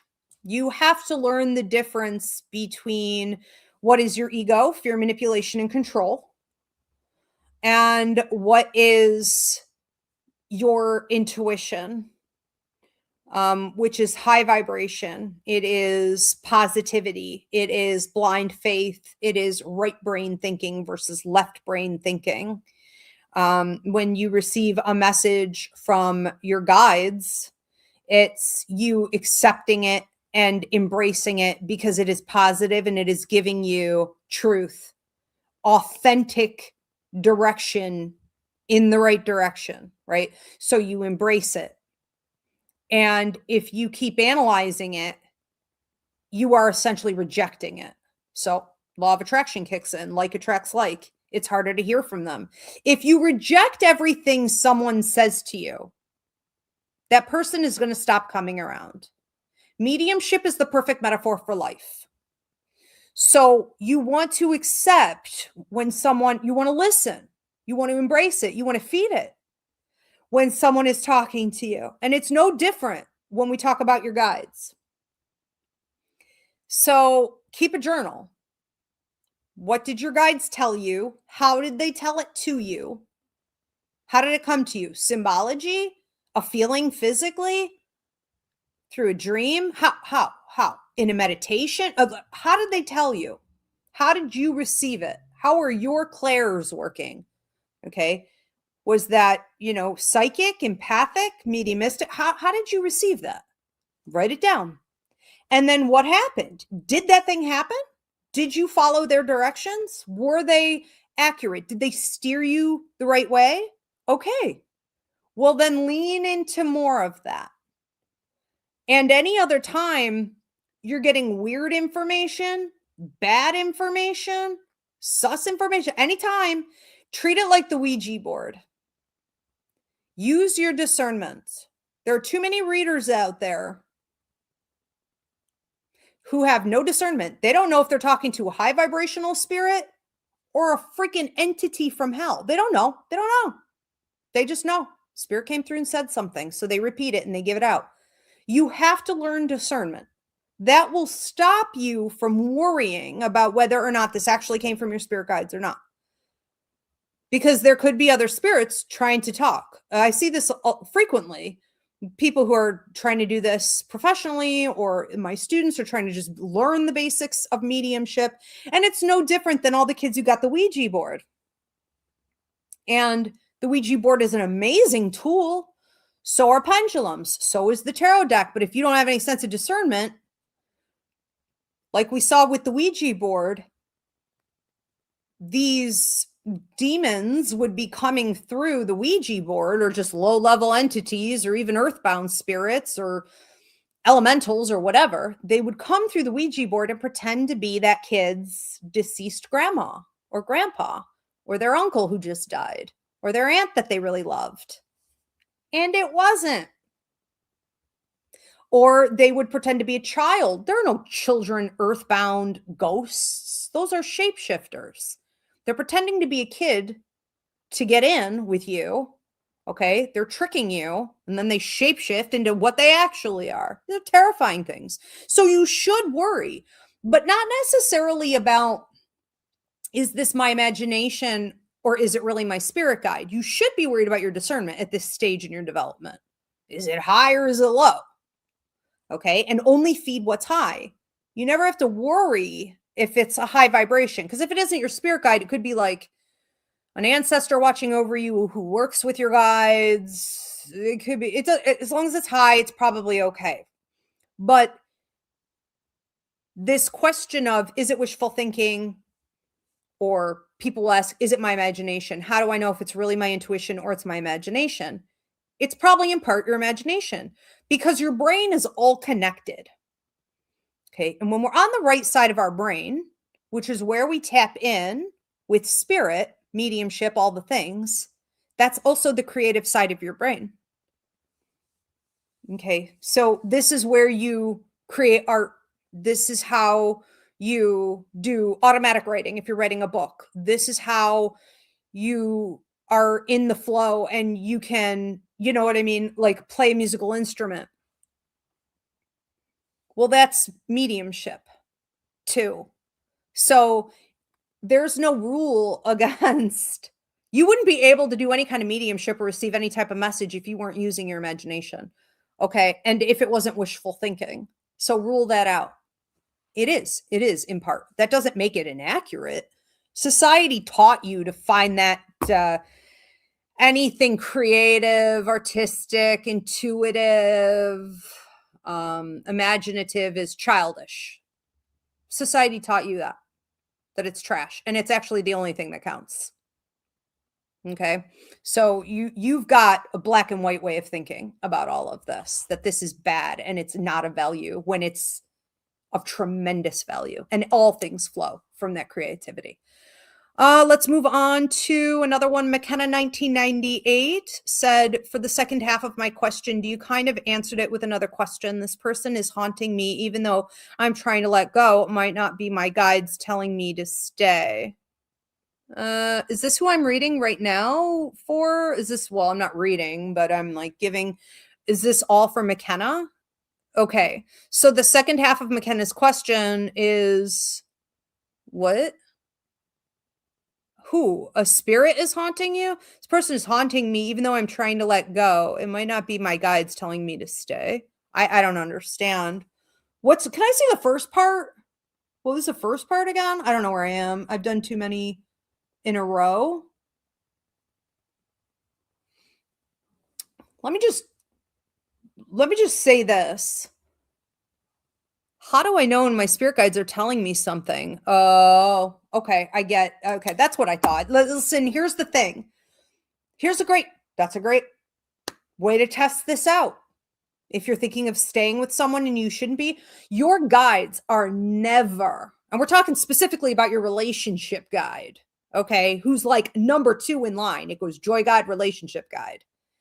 Your relationship guide is never going to tell you to stay in a toxic relationship, something abusive or neglectful or below you, or if it makes you compromise who you authentically are or what would be for your highest and best good ever.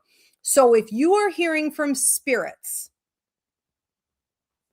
okay, that includes if you're going to a reader and they're telling you to stay and keep working it out with that person, give me money, give me money, give me money, give me money. They want to tell you what you want to hear. They're going to tell you what you want to hear. This can work out. This is your twin name. Give me that money. Give me that money. Because they know you're hooked and you're going to keep coming back. Don't think spirits don't do the same thing if they want to take you down. That's not your guide. Your guides would never, ever tell you to stay with someone, nor would a legitimate reader tell you to stay with someone if it's bad for you. How do you know if it's bad? Book a relationship reading. I'll give you the truth. But also look at patterns. Patterns never lie. If there's a pattern of this person, being dookie in the past, expect more of it in the future. Period. Point blank. Nope. No, thank you. Okay. If you're compromising yourself, stop compromising yourself and see what happens. Let the chips fall where they may. Okay. That's a great point for anyone doing that. Who's like, how do I know if it's my guide? Test it out with something like that. Test it out, because humans will lie to you and some readers may lie to you, and certainly your ego will lie to you because the fleshy part of you wants this person or this thing to work out, but your guides will never lie to you. Okay. You have to quiet your mind enough though to receive that message and to not fight it. So that's the trick. That's always the trick.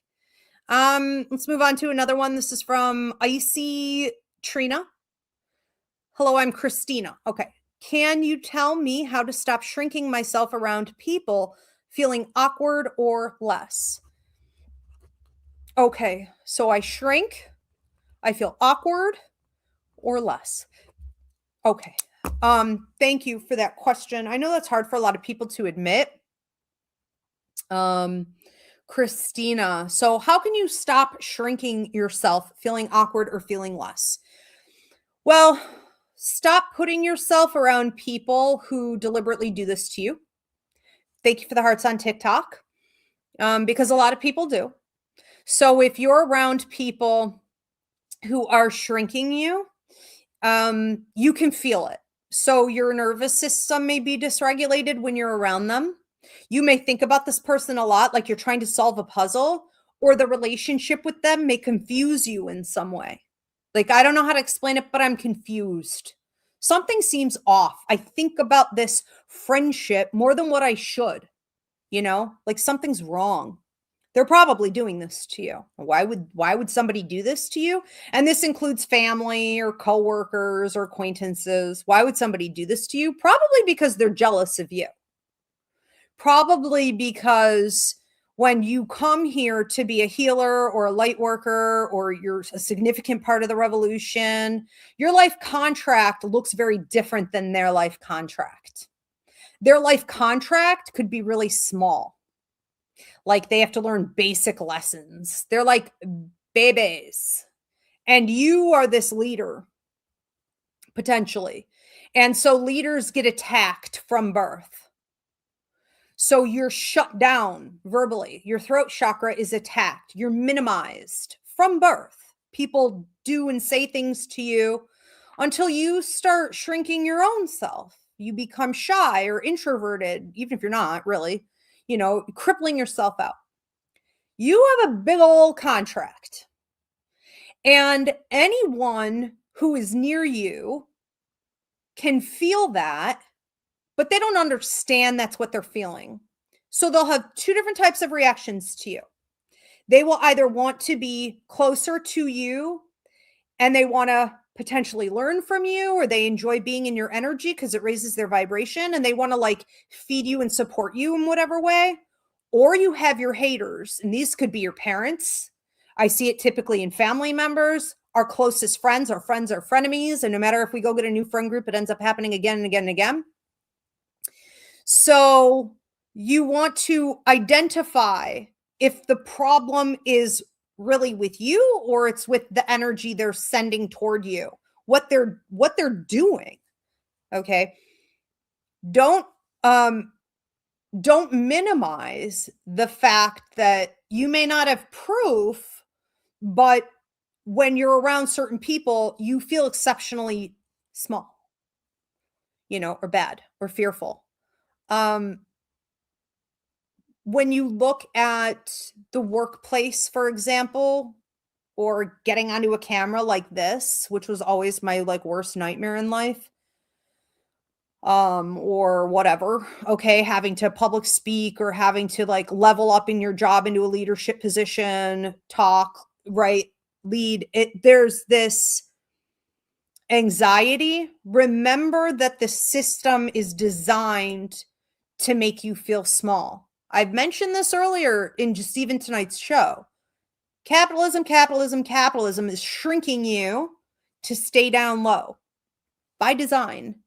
So you've been trained up from birth to stay small, to be a cog in the wheel, to keep the machine going. Okay, to believe that speaking, taking up space is for white men. Okay? Nope, not anymore it isn't. So take up your space. Spread those legs, stretch out, open your mouth, talk slow, say what you want, test it out, have fun with it. Take up space. I think this is another one of those answers that involves repetition, because the more you shrink yourself, the more you are inclined to shrink yourself, the more comfortable that feels, because our nervous system doesn't want what's best for us. Our nervous system wants what's familiar to us. So the only way to twist that into being able to speak and take up space and, you know what I mean, feel more confident, is to create a new pattern. So this is habit forming, right? So take up more space, practice. I would also say like practice where it doesn't matter. When I had to do, I didn't have to do, but like I said, once they had confronted me, I talked about this earlier tonight, and they were like, look, you can't be on the freaking news and working for the newspaper and like be doing psychic readings. When they confronted me and they gave me an ultimatum, and it broke my heart, but I knew I chose this, which was insane. And I know it seemed insane at the time. But like, I chose this, and that pushed me so ridiculously far out of my comfort zone that it wasn't just doing this and having to deal with everything I just been through 10 years of getting my degree and the debt and the coming out publicly and getting harassed at the kids' school by other parents and them having to deal with it and like everything. I mean, the list, it just got bigger and bigger and bigger. Again, we're talking almost 15 years ago here. Okay. Not only that, but I had to then, Spirit was pushing me to get in front of the mic. I was invited on to radio shows. I had, like I said, like HBO reached out. I had all these other situations. I was freaking losing my mind. I was like, this gets worse every week, like literally every week. Something that I should have seen as a big opportunity was just making me feel like crippled, just absolutely crippled out. And I knew that if I was going to grow and stick with this, and I'd already left journalism, so I was going to stick with it come hell or high water, right? I was going to have to figure out how to do this. And so I started doing things like radio shows that like didn't show my face, and they were like other people's radio shows. You know what I mean? I would do like my first psychic fair. I wouldn't even do it in the state that I lived in. I traveled out of state. So panicked I was about doing shit like this. I traveled to Pennsylvania. I mean, I didn't go insanely far. I went to the next state over, right? Where no one would know me. And I did it there. Do stuff that is going to not matter, okay? When working on like getting past being awkward, shrinking less, being seen, taking up space, all the things, okay? I think it's I don't know what kind of therapy this is. Maybe it's behavioral modification. I don't know. But like, I know that a lot of people who were cripplingly shy or were on the spectrum or dealing with neurodivergence back in the day, they used to talk a lot about, you know, or being like introverts. They would talk a lot about how their therapist gave them homework and would make them go up to like 50 people. Just an example. I'm not saying, I don't know, maybe this will help you. It is coming up, but like, you know, they would have to go up to like 50 people and they would have to say like, hi, you know, my name is Alexandra, da, da, da, da, da. I love your coat. And some people would respond beautifully and be sociable, and other people would look at them like they had lobsters crawling out of their ears. And so you're going to get one of two reactions. People are either going to be favorable and feed your energy, or they're going to reject you. And the more you can get used to rejection in a situation that doesn't freaking matter. Who gives a shit what Shlomo off the street thinks about what you say about his coat? Who cares? You know what I mean? Go and do that 50 times so that eventually when it's important, you're like, I'm here. You know, it's practice. It is practice. All right, let's get on to another one. Natam777 says, how do you protect yourself from people trespassing when they astro travel? I like my privacy. Yeah, me too. Well, watch out for weirdos, because you don't even have to go on a date with them. I mean, just talk to them once, or watch out for who follows your social media, because those same creepos are trying to astro travel into your space. Psychos. It's a form of stalking. So, you know, be aware. Best thing you can do is to pay attention. Keep a dream journal in your bed, pen and pad at all times. When you wake up from a dream, don't roll over. Don't get a drink of water. Don't go to the bathroom. When you wake up, jot down the main symbology in your dream. If this included heavily someone, jot down those details. When you wake up in the morning, go back to it with your morning cup of coffee or tea, 10 to 15 minutes while it's still fresh, before you take texts or respond to your emails or go into social media. While it's still fresh, call in your guides and look at the symbology and this person who's showing up in your dream, and help yourself by asking your guides to help you, showing you who this is, what this is about. Now, maybe it is someone astro traveling, maybe it isn't, but you know, if it is and it's inappropriate, you're going to immediately know. Because they're crossing boundaries. They're doing things you didn't ask for, whether it's giving protection or intervening in your life or creepily watching you do something. You know, I have an ex who will still try to show up, and I know it's him. I know he's doing it purposely. He'll still try to show up like in my dreams, and then like he'll try to message me on a social media platform or whatever. If I didn't have him blocked, like he would text within typically 2 weeks, because he thinks that because I saw him in the dream, I'm going to go, oh my God, it must be a sign.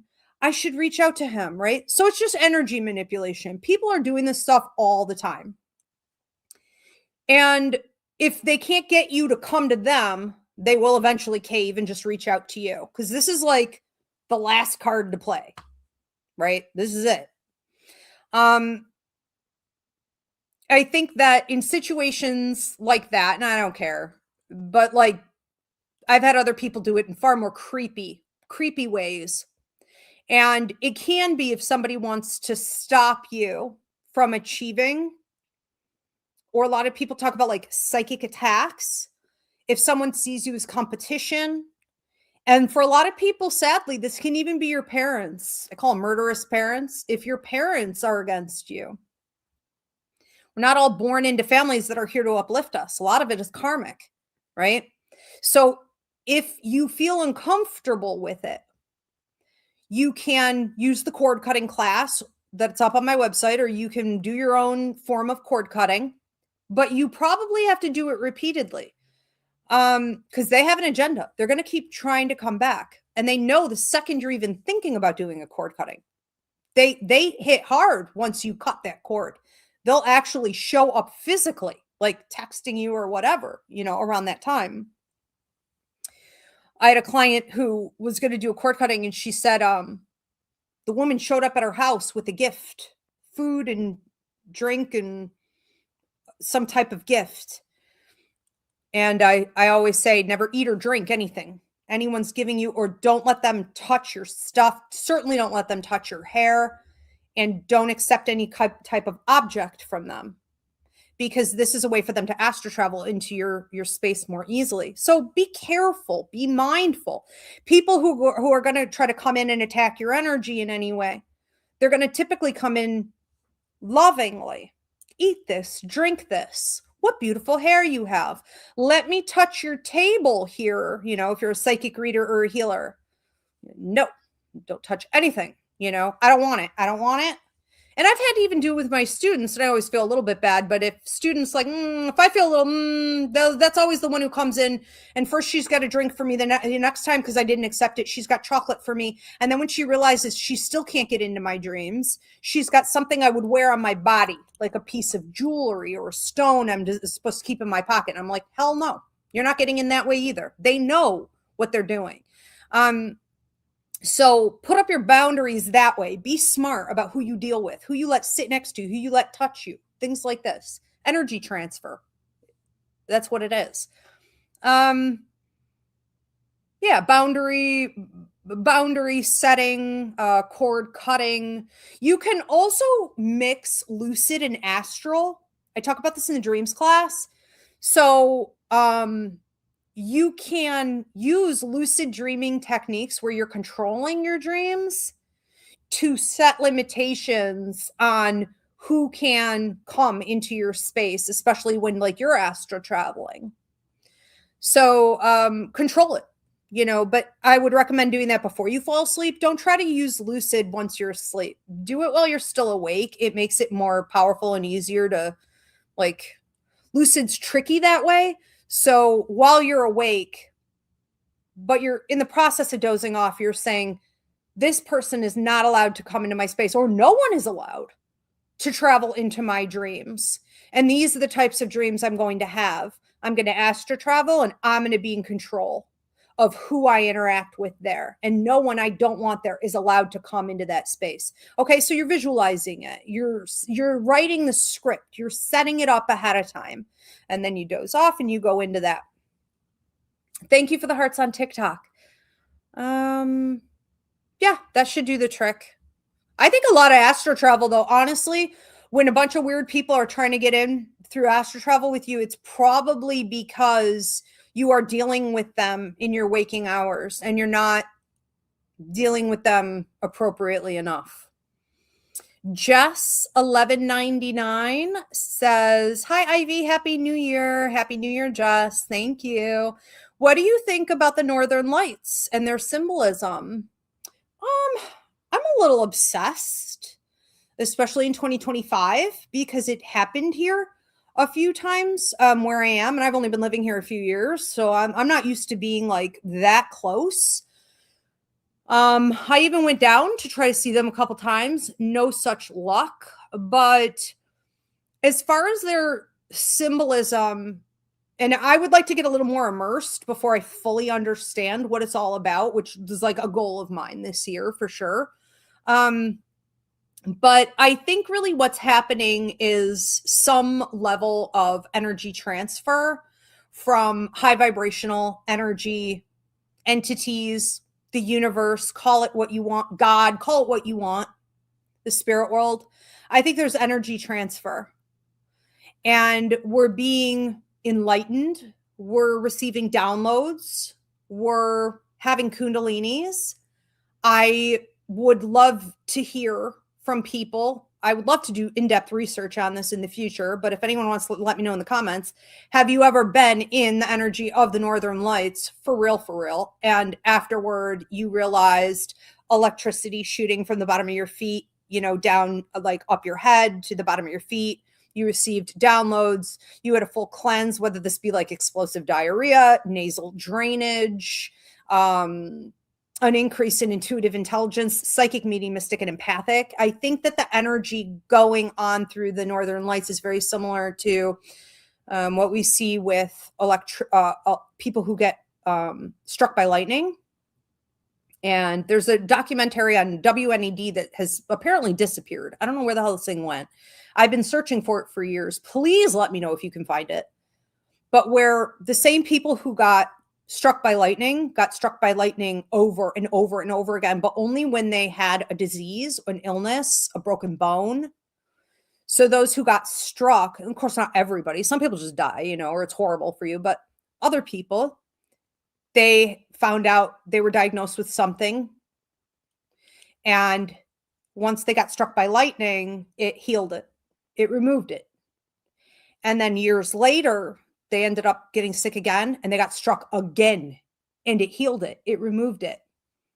And in this documentary, there were a lot of photographs of lightning that looked very much like legs and arms going out.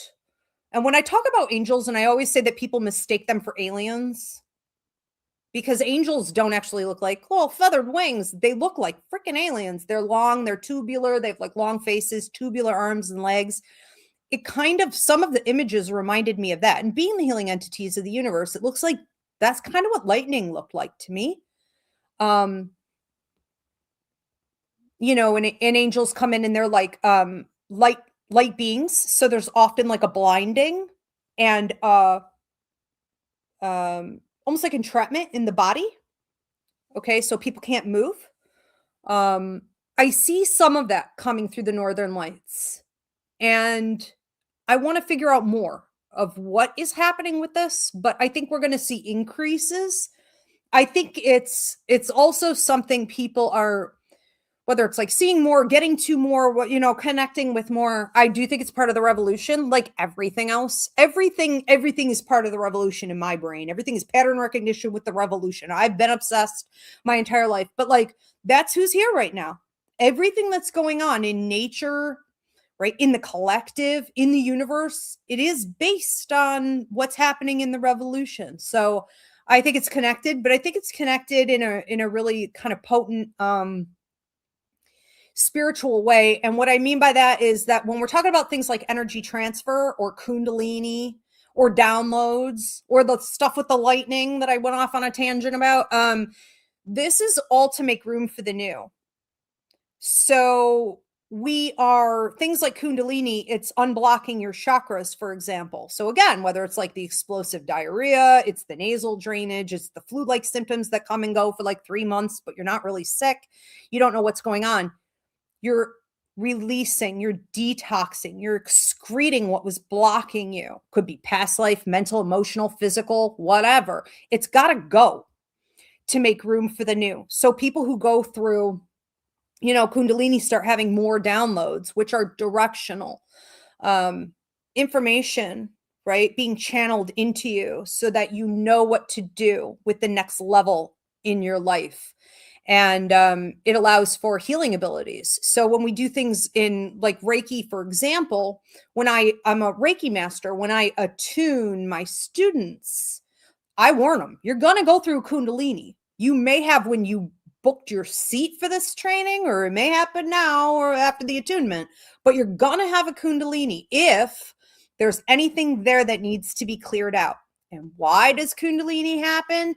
Because you have to be a clean vessel to receive and channel the healing energy. Okay. And sometimes that's information. Sometimes it's like literal healing energy, like energy working, right? Like it depends. So that's what I think is going on. And it's gorgeous because it's like, we're like Pavlov's dog. It's like ding-a-ling-a-ling-a-ling-a-ling. I mean, the Northern Lights are coming and we just all run. I do it. I mean, not successfully, but it's like, you know what I mean? Like the universe knows how to play us. It's a pretty thing. It's a sparkly, pretty, beautiful, unbelievable thing. And we go. And if we're sitting in it, I think it's like the universe's way of giving us a bath because we are just dirty AF right now, Really interesting. I would love to do more research on this in the future. Please, anyone who can find that documentary. Again, it was on Lightning. It was on WNED. I saw it like maybe 8 years ago, and I've been looking ever since. Thank you for that question. I love that. Thank you. Jennifer says you have to use your cell phone camera in order to see it. I found that out for my son. Yeah. Okay, maybe that'll work. My problem down here is that like I'm on the lake. I'm supposed to be in like a prime, you know what I mean? But it's been really cloudy every time. Like the lights are there, but the weather is bad. So I don't know if that cell phone thing will work even through that. I'm all about it. I'm gonna test it out. Edgar is next. Advice on how to stop wanting something more with a potential love interest. It's hard because I work with her and we see each other often. How do you stop wanting someone you can't have?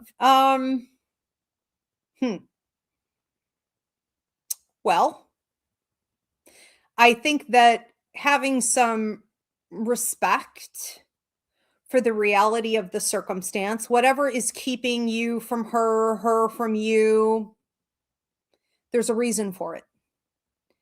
And you have to come out of your ego, which is fear, manipulation, and control. You have to come out of a place of demanding that you get what you want when you want it, right? You have to come out of that. And you have to say, I trust that the universe knows what it's doing. I am not God or able to manipulate the situation. And so I am going to have a reverence for that. It's a little bit of a lack of respect. It's a little egotistical when we do this. It's a sign that you may also need to do some inner work, whether it's thinking that you're never going to get love, or it's having attachment style issues. I can't prescribe a diagnosis. But if you have an attachment style or codependency issues, right, this can create an almost obsessive desire to have someone you can't have because they're not available, right? Or they're not available for this, or they're not available right now. And so you're chasing something you can't have. And you have to ask yourself sometimes if it's a little more psychological. Is there some healing that needs to happen in that department for you? because in a way you're rejecting your own self. You're reliving, whether it be a childhood wound. I would always say, and this is just for everybody, if you ever catch yourself doing this, whether it's like limerence or obsession or whatever, you probably had a high level of rejection in childhood. And it's probably from a childhood wound that you are sort of latching on to certain people that you can't have and reliving that. It probably has nothing to do with this other person. Also, a trick that I have used is to find things about them that are unattractive. And with some people, you can do that by opening up more conversation with them and letting them talk. And after they talk a little bit, you're like, I'm good. You could ask some more personal questions, maybe about like their morals or their values or their political stance, you know, see where they are on like a humanitarian level or whatever. Usually you dig a little deeper with people and you're like, I'm good. Or if it gets real bad, I'll pick things out physically about them. If I catch myself like putting them up on a pedestal that they haven't earned, I'll be like, yeah, but when he walks really fast, he looks like he has a hunchback. He's like an ape. You know what I mean? And I'll like make him into this cartoonish, ridiculous fool in my head. I will find things to nitpick on. I assure you, it's not that hard if you really, you know, get, and it's not bad. So what? They're never going to know. You're not going to tell them. You're not going to hurt anyone's feelings. Look at her, spend a day interacting with her and being like, just analyze. Women are queens at this. Okay. We're masters at this, because when we are, whether we're doing it or not, when think like a woman. Okay. When a woman meets a man, right? If she's straight, she's thinking, I could reproduce with this person on some level. It's a possibility, even if that's not in the forefront of your mind. And you want to make sure you are passing on the absolute best genes you possibly can. So women have a way, and then we talk about this, it's brutal, but we have a way of scanning men from top to tail. How is he thinking? How is he acting? What is he wearing? What is his hygiene? What does his haircut look like? You know, what is his dental situation here? Are his nails dirty and gangly? Like a million things. We track every single thing. And we do that until it's like approved. Because if you were to get together with them and have a child, you want that child to be, you know what I mean? The best genes. You got to pass on the best genes. So think like a woman. You know, so next time you look at her, talk to her, or just even think about it right now. Maybe you can come up with a small list of like, yeah, but I really don't like how she does this. I really don't like how she hasn't advanced in this area or seemed to have like changed much in the last 3 years. Maybe those are all turnoffs for you. Is she really in alignment, you know, that much with your goals and your morals and your ethics and all of this? Is she really that in alignment, or are you creating this because there's some healing that you need to do? You know, it shouldn't be hard to come up with a list, even for someone you really are genuinely attracted to and could be with. You know, you can always come up with a list on people. Hello, come here. Oh, I love you. And I would say also, just, you know, shut your brain off next time you catch yourself doing it. Now, again, if there's healing that needs to be done and this is here for a reason, you're not going to be able to do that. It's not going to be that easy. But once you've done the healing work, you know, what is this trying to show me? What is this teaching me? What is she here to teach me about my own self? But once that work is done, if this were to not go away, you know, you could work a lot on just discipline. Ow, Azzy. Of your mind, just discipline. You know, you think of them, this is a big problem in limerence, like you think of them and you have to realize that you did it and just catch it and shut it off and replace it with a different thought. Yeah. It's also blocking your manifestation on being with someone else. That's a tough pill to swallow. If you haven't had luck in other areas of love since her, this could be why. Edgar says, thanks. I'll use that trick regarding Jennifer. You're welcome. Good luck. I know that one's tough. Hi. Let's see if we have any more coming in here. I do have to just fix something real quick on ouch, my TikTok. Hold on. This isn't actually me fixing something on TikTok. I just have to flip screens real quick. Okay. I know. What are you doing, Mama? What are you doing?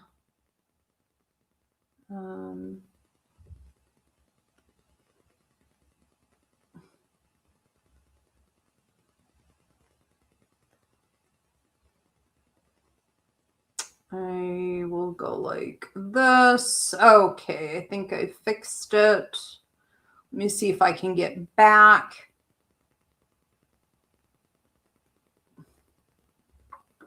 I found an easier way to get back. Okay, very good, very good. Ezzy, you can come sit with me. Come sit. Don't scratch. Just come sit. Okay, let's move on to another one. This is McKenna 1998. I love you. I love you. I love you. Oh, I know where she went. I know where she went. I gave her catnip spray. You were stoned. You want more? She loves this stuff. Okay. Have fun, Mama. McKenna 1998. Can we actually leap into our highest timeline overnight? I guess when people refer to timelines nowadays, they're referring to like skipping your current life circumstance into like another life circumstance. I always thought of that as just like future potential possibilities.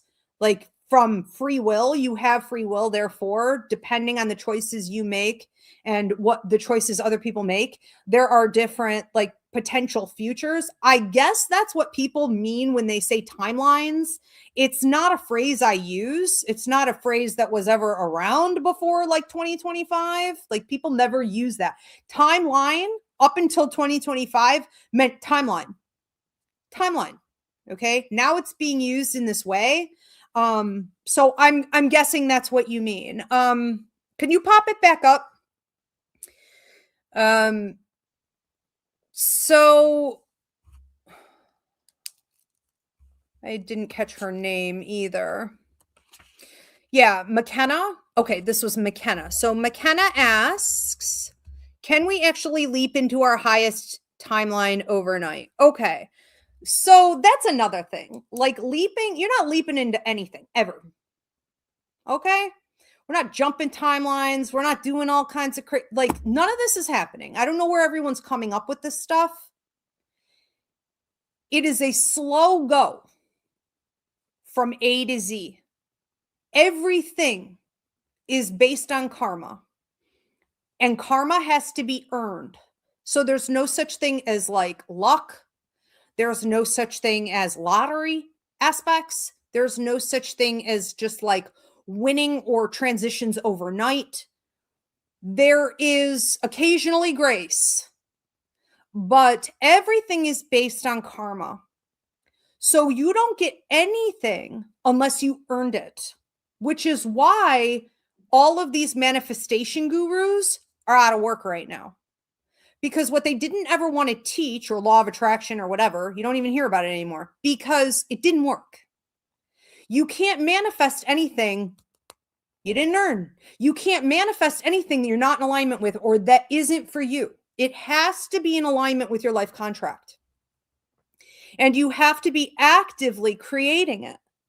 So there's no such thing as like quick overnight, you know what I mean, timeline switches or whatever, you know, words people are trying to use these days. The way it works is that you do the work, you detox from the things that are blocking you from doing more of that work, and you receive the benefits from that work.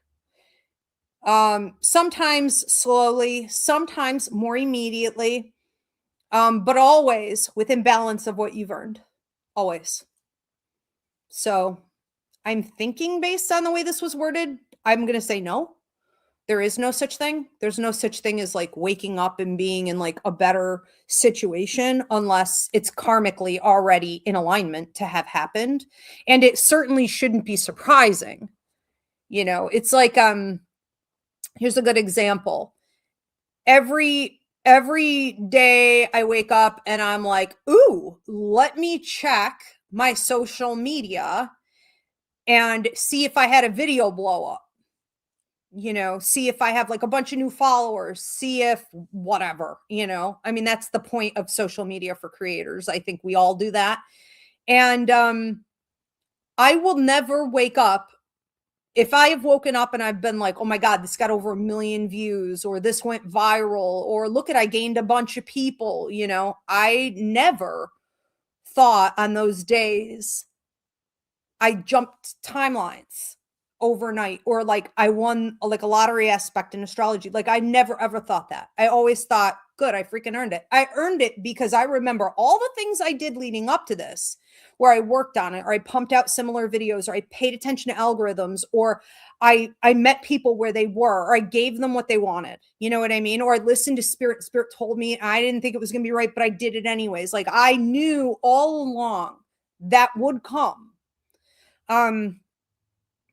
So it shouldn't be, that's what I mean when I say like, it shouldn't be anything really surprising, and it doesn't really happen overnight. Even if it looks that way, it didn't.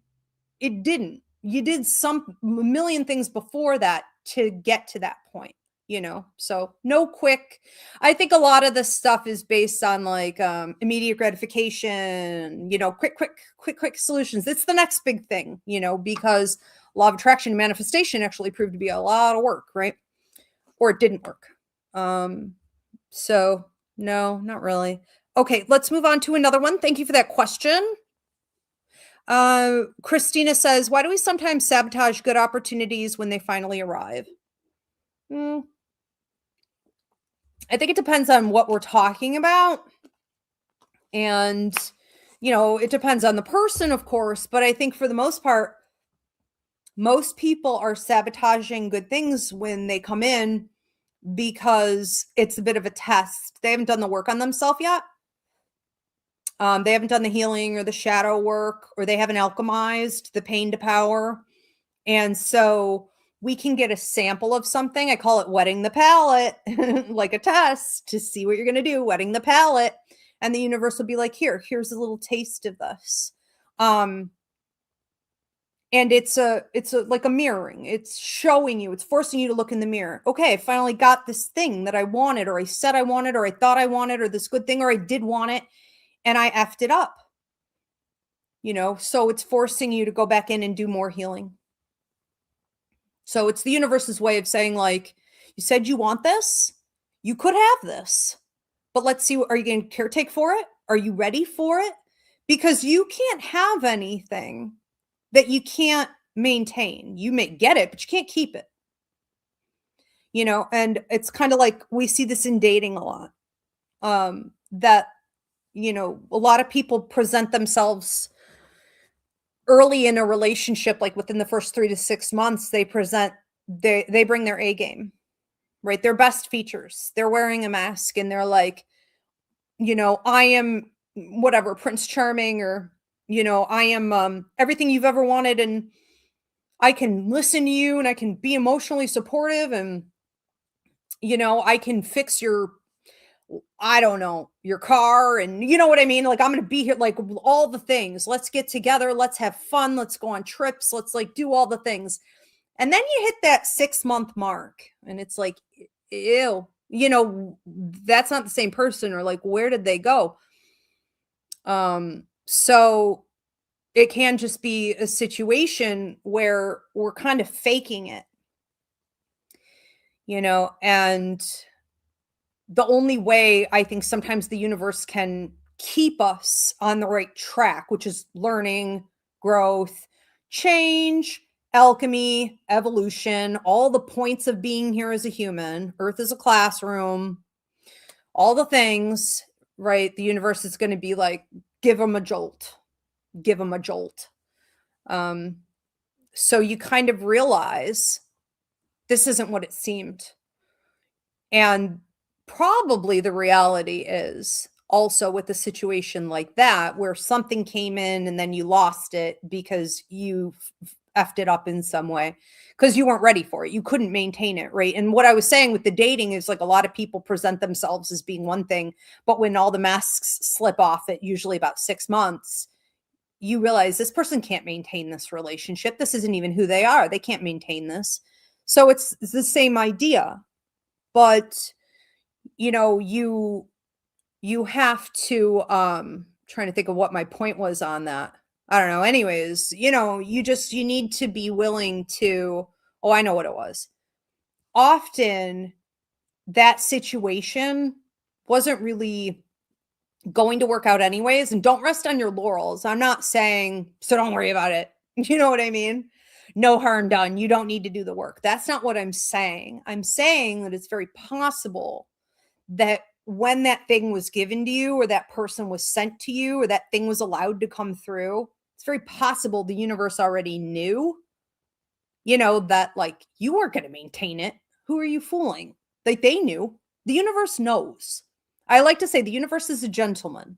And in circumstances like that, as long as you hold yourself accountable, you take responsibility and you go back and do the rest of the work, something like it will come back around again. Okay, so that's growth. We just have to trust that that's the way the universe works in blind faith because it does. People who do the growing, successfully can prove that to you.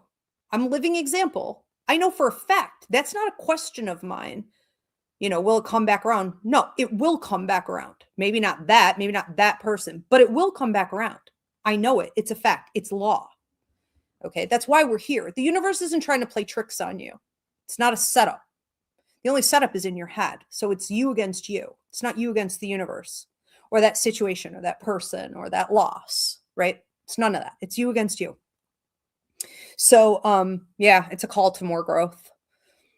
But it's good to I think also get those opportunities because it's like, wow, I can manifest this. It is real, These good things can happen. It could be very motivational. We have any more? Amarisdia? How pretty.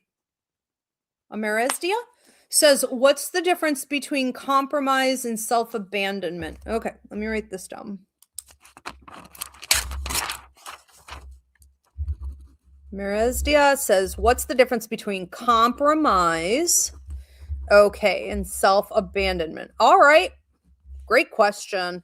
When you are compromising, you will have signs from the universe. Thank you for the hearts on TikTok that you're doing the right thing. If everybody could give this video a thumbs up, drop a comment, let me know where you're tuning in from. Please do share it, okay, and subscribe. So yeah, when you're compromising, you should have signs and symbols from the universe, your higher mind, right? Even in your dreams, that compromising is going to be necessary. Now, that doesn't make it easy, but there's plenty of reassurance coming at you, letting you know it's the right thing to do.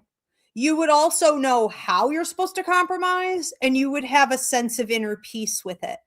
Like, I don't love it. It wasn't my first choice. I'm not looking to compromise more, but I'm at peace with this. I could do this. It usually involves being patient, like giving time, okay, sitting still, holding back, being detached, waiting and letting things unfold. It could be giving a little bit more of your time, attention, affection, or energy, a little bit more. Okay, but it's not typically anything huge when we talk about compromise.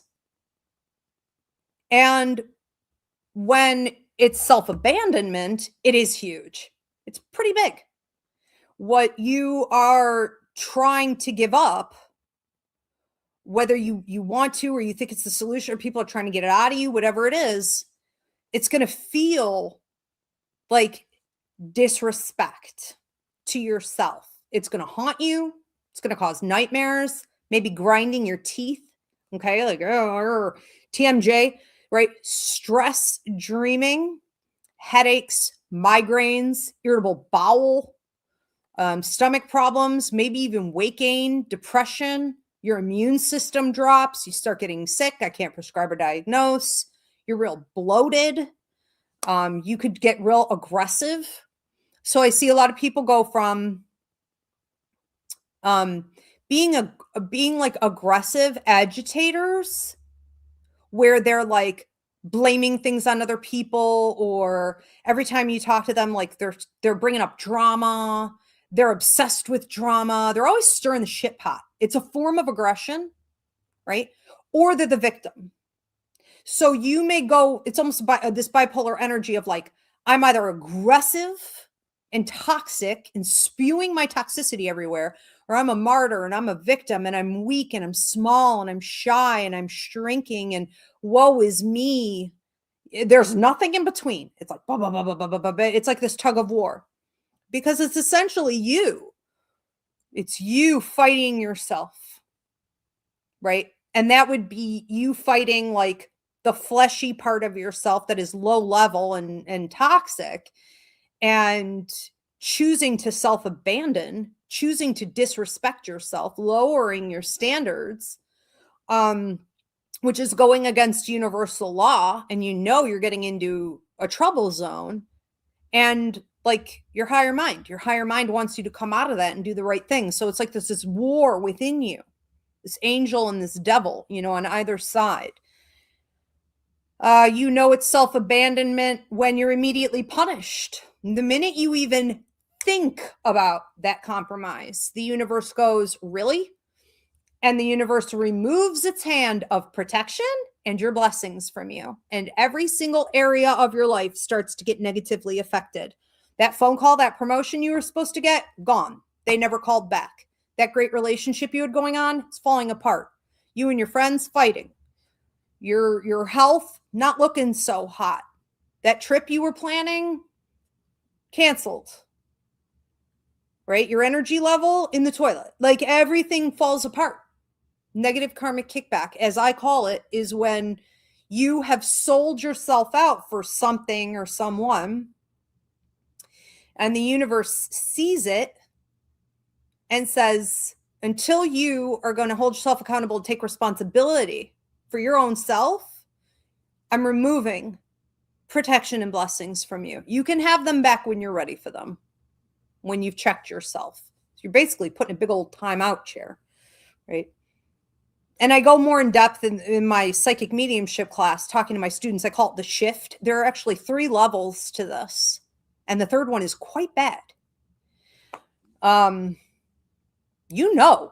difference between compromise and self-abandonment in your bones, okay, in your soul, and in the universe, and the way it's talking to you. So don't try to complicate it. Let's see if we have any more coming in. Keisha Park H6P. Keisha says, how do I stop feeling responsible for everyone else's emotions? Well, check out the empathic awareness training. Again, I train therapists and doctors and educators and parents, and you can even get teacher credits for it and stuff like this. But I teach it in universities. It's all about that. It's all about understanding what is mine and what is others. And sometimes you are overly concerned and caretaking over other people's emotions or needs or thoughts because their energy is literally invading yours. Okay. Empaths at all 4 levels, not just the 2 highest, at all 4 levels are absorbing other people's energy. And it can make it impossible, depending on what level you're on, impossible sometimes to tell the difference between what is mine and what is others. So you automatically give, right? We as empaths too often find, and I see this just even with intuitives, empathic stuff aside, I see it with neurodivergence, right? Those on the spectrum, autism, I mean, all of it. I see it, and most of my students are on the spectrum or neurodivergent in some way. But like, the thing is, overabsorption of other people's energy is so powerful, and we dismiss it. We act like it's not real, right? We act like it's kind of magical. It is so disruptive that you can lose sight of how you even think, feel. And people know when they can come close to you or even reach out through technology. They know when they can get you to do that. They know when they can extract from you. So you also become, the more you give to people out of balance, the more you become a magnet, right? You're like a taxi cab, you got the light on and it says like, come get a free ride. And so people will, vampires, they will drain you. They will pull from you. So you have to get back to the roots of who you are. I would suggest learning more about what you really like, what you really believe, what you really want, who you really enjoy spending time with. And a big one is who gives back to you. Because 2026 is the year. This is a 1 year. This is a start over year. Bad habits must go. And chick, if this ain't one, I don't know what is. Because like, if you are given to people and it's out of balance, it's out of whack, there's no reciprocity, right? In any way, shape, or form, that's going to come back onto you as a negative karmic kickback. So learn more about yourself, know where your boundaries are, know them ahead of time, know where your tendencies, lean into giving without question to someone else, and be prepared for that next time. Slow your roll. I said this to someone earlier. You don't have to say yes to anything right away. You don't have to respond to anyone right away. Slow down. And if you're really confused and you've been totally enmeshed in a system or a culture or a relationship, whatever, where you don't even know who the heck you are in this anymore, spend more time alone.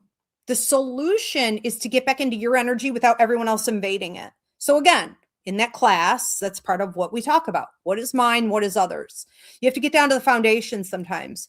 And that comes through a lot of, isolation. And I don't mean isolation in a bad way. I just mean isolation. Like, I'm not checking the emails. I'm not taking the calls. I'm not anywhere that people could invade your space and confuse what is mine and what is others. I'm not doing it for a while. I did this the way I was able to figure out the empathic awareness training. It took me 1.5 years. I secluded myself. I stopped going out places. I stopped even socializing. I stopped. The only thing I did was go for my classes to get my degree. And I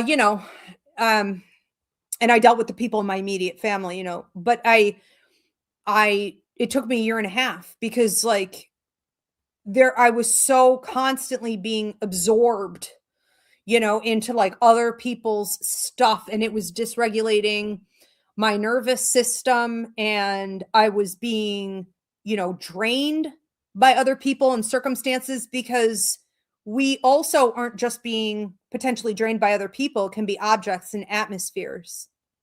Okay. In the spirit world, I mean, you really have to isolate to figure out who the hell you even are at some point, and anything that makes you feel dysregulated or like, I don't know if I want to give to that, or I'm not sure, or this is upsetting my stomach a little bit, or I feel a little, weird, like I'm thinking about this thing too much. That's a no. That's a no. No. Okay. So you got to slow it down. You have to take more personal space for sure. But after I came out of that, like 1.5 years, I was like, holy shit, I figured the whole thing out. Right. And it's like, this is what was going on all that time. It was too much. It was just too much. So get back to the basics.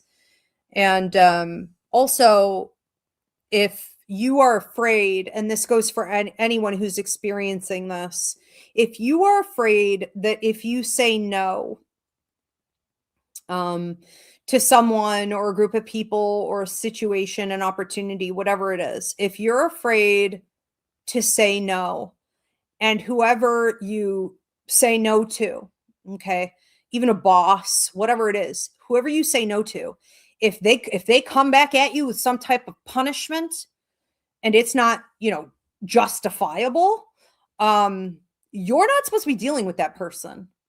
So what the universe is trying to get you to do in saying no is to also show you what systems and with whom you're supposed to be working with. Okay. So don't be afraid of that. It needs to be revealed. Because when we set a boundary, there are going to be two reactions, right? The right reaction, which is like, oh, I respect you for that, and we could work with that. Or like, they're going to try to grind you down. So I'd rather know, wouldn't you? So don't let fear of that hold you back. And do we have any other questions coming in? That is a great question. These are all really great questions tonight. Super fun. Oh, are we at time? Okay, I think we got to everybody. All right, you guys. I love you. Thank you so much for tuning in. Thank you for the hearts on TikTok. Thank you for your continued support. And this is my favorite show. It's just talking. So, I'm keeping this in the 2026 show lineup. Can you pop up the other test shows that we have coming up real quick, Diana? If you guys need to book a reading, a healing, a party with me, go to Ivy Rivera, psychicmedium.com. I do work internationally, simple self-booking system. So there's something for everyone. Also, if you run like corporate events, business events, big parties, and you want to host a psychic fair, you can also reach out to me for that. The next test show, so if you support it in a big way, it will be added to the 2026 show lineup, is going to be this Sunday, and that is all spirit messages. So I am channeling your deceased loved ones and pets, your ancestors, your guides, your angels, and you can either just sit back and receive and see what message somebody has for you, or you can ask to hear from someone specifically. All right. So that'll be a ton of fun also. All right. Thanks so much, everyone. Have a great night. Thank you, Diana.